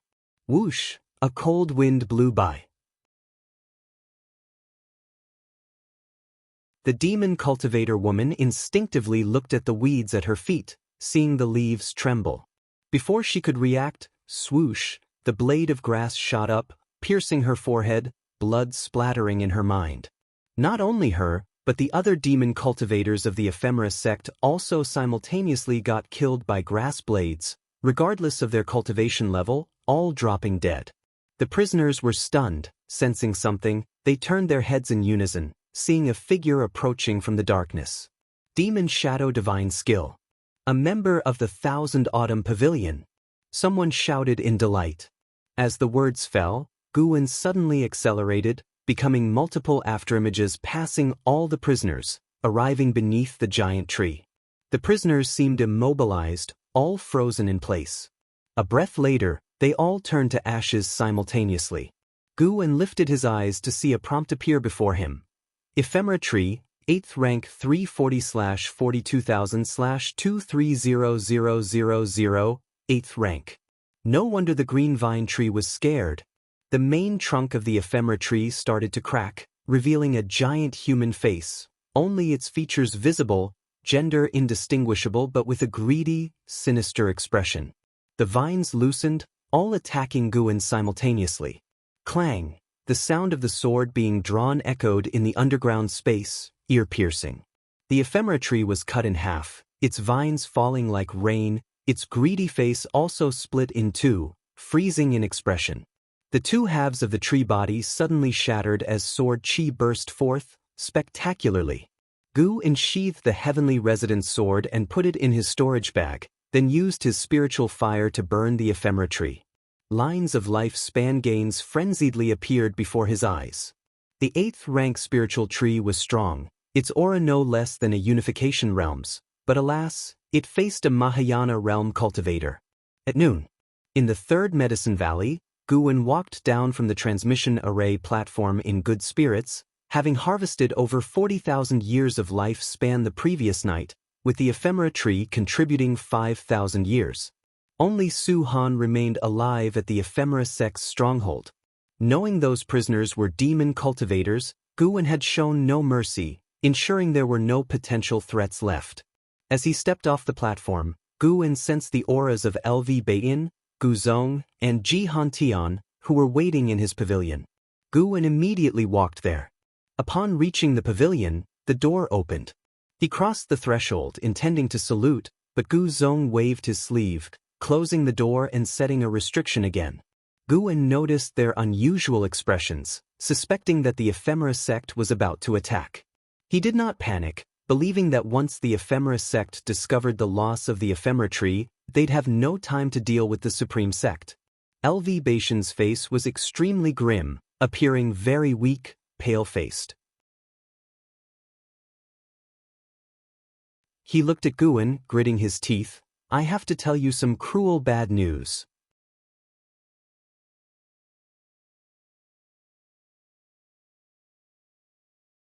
Chapter 104 Ascender's Attack. What bad news? Guwen asked, sensing LV Baishan's weak aura, so he cast a lifespan detection. LV Baiyin, Unification Realm 9th Layer 764/2050/3200. It didn't seem to have changed much. His lifespan had dropped by 1100 years.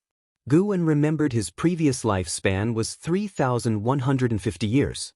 Could it be a failed tribulation? Guwen was secretly astonished.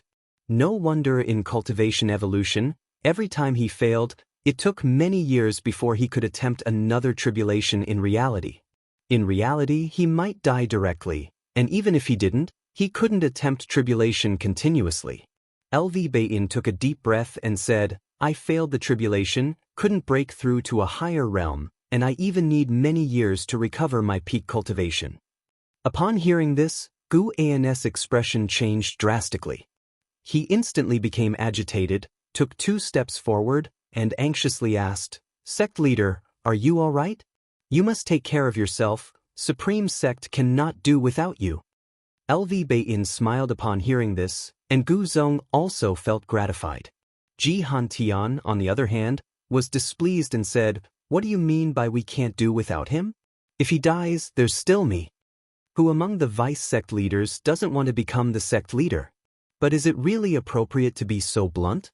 Guwen thought secretly, his face still full of worry. Don't worry, I won't die, but it will be quite difficult to attempt a higher realm again in this lifetime. If I fail again next time, I will truly die. LV Bain said gloomily, recalling the terrifying experience of the tribulation, his face showing lingering fear. Guwen couldn't help but ask, Is the heavenly tribulation that difficult? Even a great cultivator like you can't manage it? Ji Hantian snorted and said, He managed to deal with the tribulation, already surpassing the myriad of beings in the 9 dynasties. How many people and demons spend their entire lives without even touching the unification realm? Gu Zong nodded, chuckling self-deprecatingly, I couldn't touch the unification realm myself. Guwen took a deep breath and said with a bitter smile, Not to mention the unification realm, I can't even reach the core formation realm. His current apparent cultivation was still in the foundation establishment realm. Don't worry, even if I have to throw elixirs and heavenly materials and earth treasures at you, I will get you to the core formation realm. But to achieve the nascent soul realm, that will depend on your personal fortune and opportunities, even the sect can't help there. Of course, you have another option, become my disciple, and I will transfer my entire cultivation to you, said LV Bain, waving his sleeve with a domineering air. Here it comes again. Just as Guwen was about to refuse, Ji Hantian couldn't help but say, Stop thinking about transferring cultivation for now. The ephemera sect is eyeing us covetously. They might attack tomorrow. Even if he inherits your cultivation, he won't have your strength. Right now, the Supreme Sect indeed cannot do without you. Gu Zong nodded and said, I have already contacted the Supreme Elders. Not sure how many will come back. As they started talking about the Supreme Elders, LV Baishan's attention was diverted, and he began to sigh. It turned out the Supreme Elders left the Supreme Sect in search of opportunities to break through beyond the unification realm. Since ancient times, only 1 in 10 who left managed to return, and among those, only 1 in 10 succeeded in breaking through, while the others returned to live out their lives in peace. Ji Hantian mentioned the true inheritor, saying he believed that person was most likely to surpass the unification realm among the Supreme Sect cultivators, even more likely than the Supreme Elders. This piqued Gu N's curiosity about the true inheritor. What kind of talent made everyone in the Supreme Sect mention him with admiration and expectation? Gu En stood quietly, listening to learn more about the Supreme Sect's past. Half an hour later, the 3 finished talking. The most important thing we have to tell you today is that we will soon send more high-rank seeds. You must cultivate them carefully, as it concerns the Supreme Sect's future battle with the Ephemera Sect, Ji Hantian said seriously, looking at Gu En sending seeds. The more, the better. Gu En quickly assured, no matter how many seeds are sent, I will do my best to cultivate them, and I won't be careless. Gu Zong chuckled and said, I like your spirit. No other valley master is as dedicated as you. Some neglect their duties and some embezzle. Work hard, and you'll be promoted to inner sect disciple in the future. Gu En hastily gave his thanks. Then LV Baitian and the other 2 got up and left. As they walked out of the pavilion, LV Baitian's complexion instantly recovered. As the sect leader, he couldn't let the disciples see him looking weak. Guwen went downstairs and watched them leave. He felt some regret. He had wanted to ask Ji Han Tian when the 7-layer spirit tree was coming. The news of the ephemera tree being destroyed and LV Baishan's failed tribulation had not spread in the immortal cultivation world. At least when Yi Lan came to visit Guwen, she didn't mention these two things. Yi Lan couldn't participate in the upcoming spring festival because the law enforcement hall had a big mission recently, which would take several months. Standing by the edge of the tower, Guwen watched Yi Lan's departing figure. Only after she disappeared into the swirling snow did he withdraw his gaze. He turned to see Xianxia emerging from the forest, and when she walked past his tower, he asked, "You say the ephemera sect has no foundation, yet it attracts so many cultivators. How foolish are the cultivators of this world?" Xianxia stopped her steps, looked up at Guwen, and said, "Maybe the ephemera sect has something they want?" "Really? But it feels like a scam." The outer sect's demon extermination hall was the same. Lu Jiujia trusted them, thinking he could rise to prominence, only to be persecuted. Guwen said with a sigh, shaking his head, "People in this world cannot escape the concept of strife.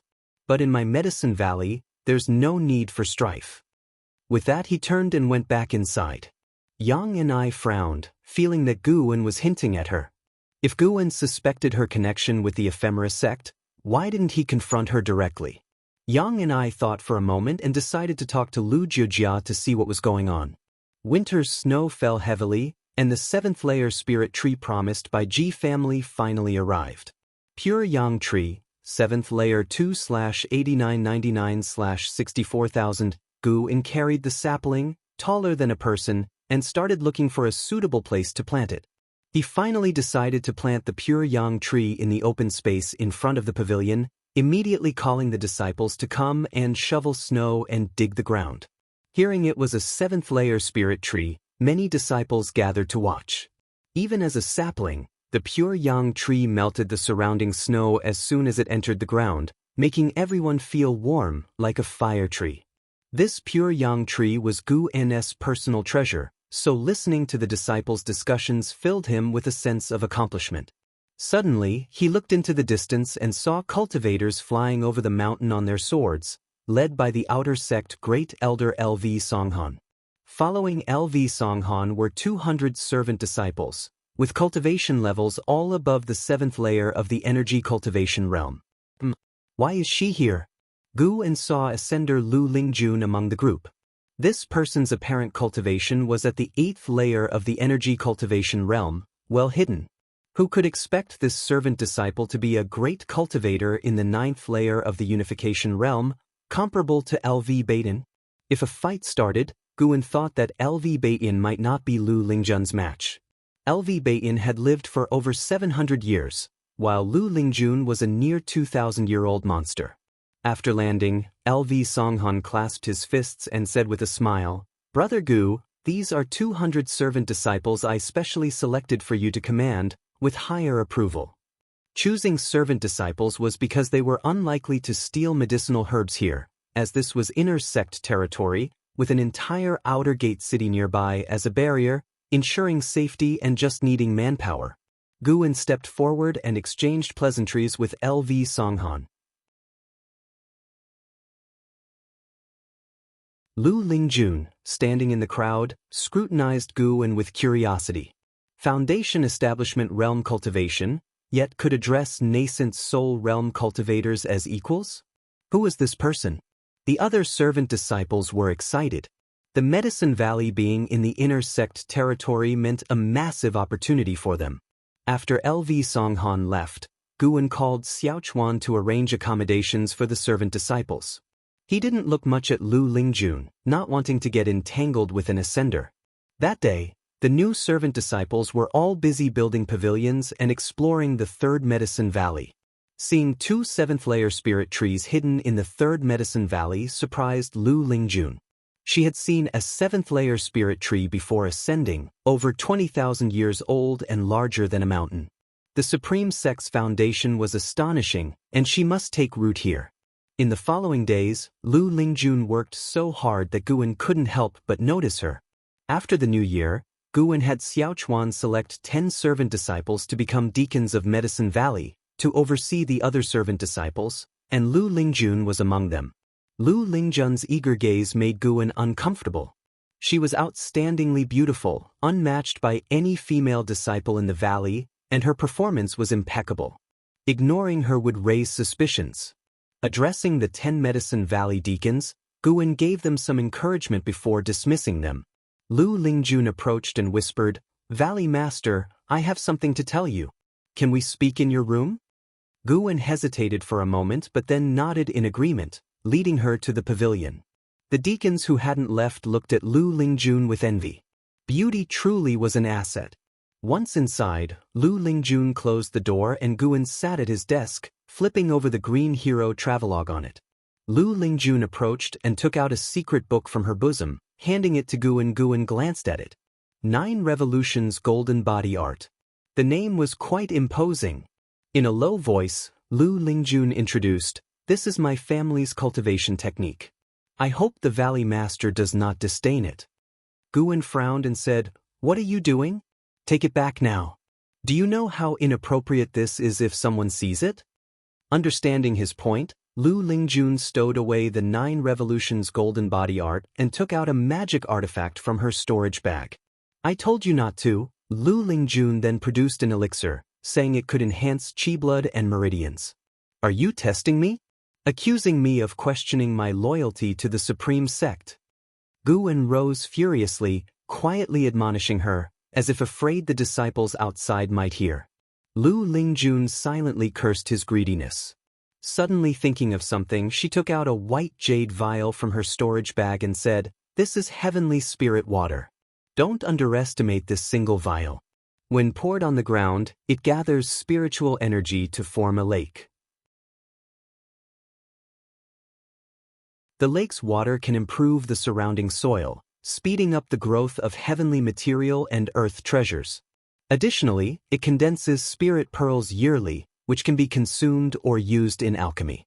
Upon hearing this, Guwen accepted the vial from her hand and said sternly, "This should not set a precedent. Speak, what do you want, but it must not harm the Supreme Sect's interests." Lu Lingjun smiled and said, "Valley Master, may I cultivate under the mystic pure tree?" She had previously taken notice of the gigantic white spirit rat under the mystic pure tree, knowing from her experience that the rat was in a profound enlightenment state.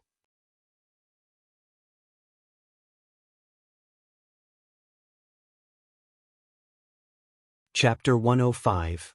Void Crossing Realm, is it very strong? Mystic Pure Tree? Guwen didn't expect Lu Lingjun to discover the mysteries of the Mystic Pure Tree so quickly.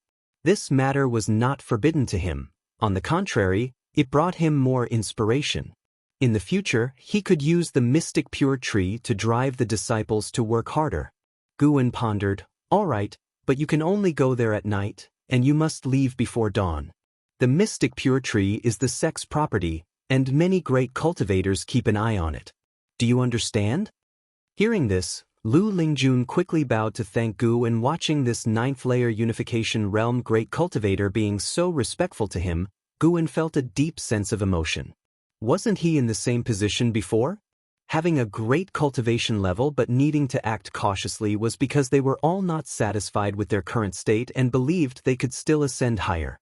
After some brief conversation, Lu Lingjun took her leave. Lu Lingjun closed the door, then walked down the stairs as she puzzled silently to herself, "What kind of book is Green Hero Travelogue?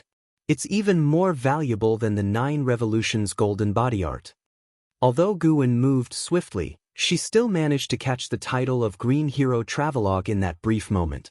She decided to investigate in the Outer Gate City later. Ever since arriving at the Great Heavenly Spirit Land, Lu Lingjun had been curious about everything here yet filled with caution. Thus, she started as a servant disciple, first familiarizing herself with this world and then steadily advancing. Her goal was to become an elder of the Supreme Sect. The Third Medicine Valley was merely a stepping stone. Along the way, Lu Lingjun couldn't help but wonder about the cultivation level of the Supreme Sect leader. It must be higher than hers, right?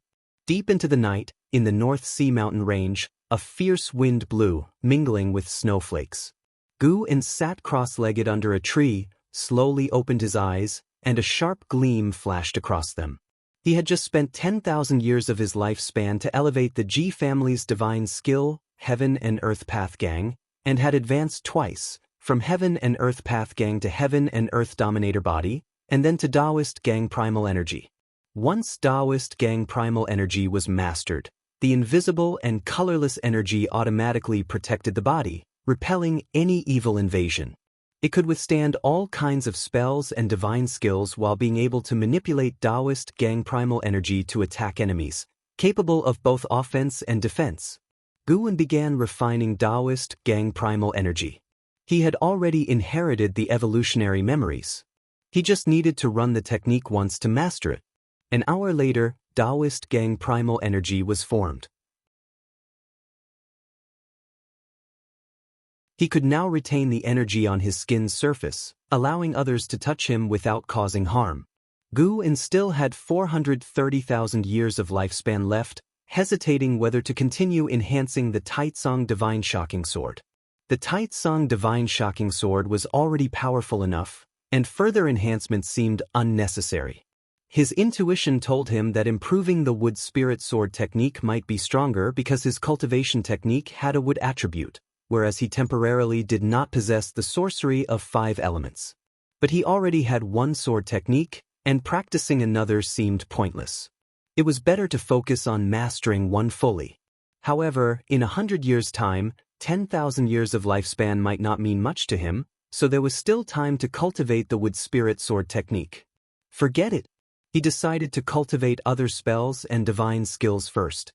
In fact, with Gu's Mahayana Realm 8th layer cultivation level, any spell in his hands could crush the power of the Mystic Heart Realm. He wouldn't cross realms to challenge stronger enemies, so enhancing spells and divine skills was preparing for future breakthroughs. After reflection, Gu decided to enhance the Gathering Spirit Divine Finger taught by L.V. Baton. The Gathering Spirit Divine Finger was unique because it didn't just gather the caster's spiritual power but also the surrounding spiritual energy. In other words, this spell could harness the power of heaven and earth. Gu had a bold idea. Could he use the power of heaven and earth to disperse the heavenly tribulation with one finger during his evolution? The thought alone made his heart race with excitement. He hoped his evolving self would be wise enough. Gu immediately invested 10,000 years of lifespan into the Gathering Spirit Divine Finger. The Gathering Spirit Divine Finger advanced to Sky-Reaching Finger and then to Breaking Path Divine Light. A vast torrent of memories poured into Gu's mind, immersing him deeply. The finger technique evolved, expanding from being limited to the fingers to being executable from any part of the body. The spiritual energy of the North Sea mountain range continued to sink, causing discussions among the creatures there. By now, they were used to it, so there was no fear, only curiosity about what was happening. Another hour passed. Gu opened his eyes, secretly amazed. Such an overbearing breaking path divine light. This spell specialized in breaking all formations, restrictions, and defensive spells and divine skills. It could even outright destroy enemies, making them perish and vanish. He hadn't improved it wrongly this time. Gu smiled, then stood up. He undid the lifespan barrier and walked deeper into the woods. There was still time before dawn, and he intended to enjoy the scenery of the North Sea and check on Liya. Liya was still at the edge of the North Sea, diligently practicing the Taitsong Divine Shocking Sword. When Gu had taught him the sword technique, he had also infused a strand of sword intent into the North Sea heavy sword to guide his practice. With the guidance of sword intent, Liya's progress in cultivation was rapid, far easier than interpreting it himself in the evolution. The trees in the North Sea mountain range were tall, making one feel small. The forest was filled with demon energy, and Gu even saw spirit beasts like white spirit rats. Some were adorable, others hideously grotesque. While Gu enjoyed the scenic route, thousands of miles away at the lakeshore of the North Sea, Liya swung his North Sea heavy sword under the full moon, shirtless. On the shimmering lake, the full moon hung high, and snowflakes drifted like falling stars. Liya was drenched in sweat. His muscles tensed with each sword swing, exuding a sense of power. Even if your Taitsong Divine Shocking Sword isn't practiced to perfection, your physical body has completely integrated with Dragon Image Divine Primordial. Your chi strength rivals that of a fourth-tier demon beast. The ancestor's voice echoed, filled with praise. Liya's lips curved into a smile. He continued practicing his sword, not responding. He began to imagine defeating LV Xian, Zhou Tongyu, and Ji Xiaoyu. He wanted to make the 100 clans marvel and restore the Li family's peak. Impressive swordsmanship, truly a promising youth. A voice sounded from the side, startling Liya. He turned to see a scholar-like man walking along the beach. The man wore white robes, carried a bookcase on his back, and held a folding fan, his figure in the moonlight giving Liya the impression of a ghost. Liya frowned and asked, "Do you need something?" Having spent so many years in the North Sea mountain range, he had encountered demons and evil spirits. He wasn't afraid of any entities he met now. The scholar in white smiled, "I come from the Ephemera sect. You may call me Traveler of Graceful Crane. I see your swordsmanship is commendable and your chi blood surpasses others in your realm. You have great potential. How about joining our Ephemera sect?" Ephemera sect? Liya frowned. Over the past 2 years, Ephemera sect had frequently fought with many demonic sects in the North Sea mountain range. Naturally, he had encountered them before. He bluntly refused, "I am a disciple of the Supreme Sect. Thank you for your offer, but I must decline." He felt proud of the Supreme Sect. In his eyes, how could an obscure sect like the Ephemera sect compare with the righteous Grand Sect Supreme Sect? Many cultivators from the Supreme Sect have joined our sect, including some elders. Eventually, Ephemera sect will replace the Supreme Sect. Joining earlier is the right path. Traveler of Graceful Crane said with a smile. Liya's face turned cold.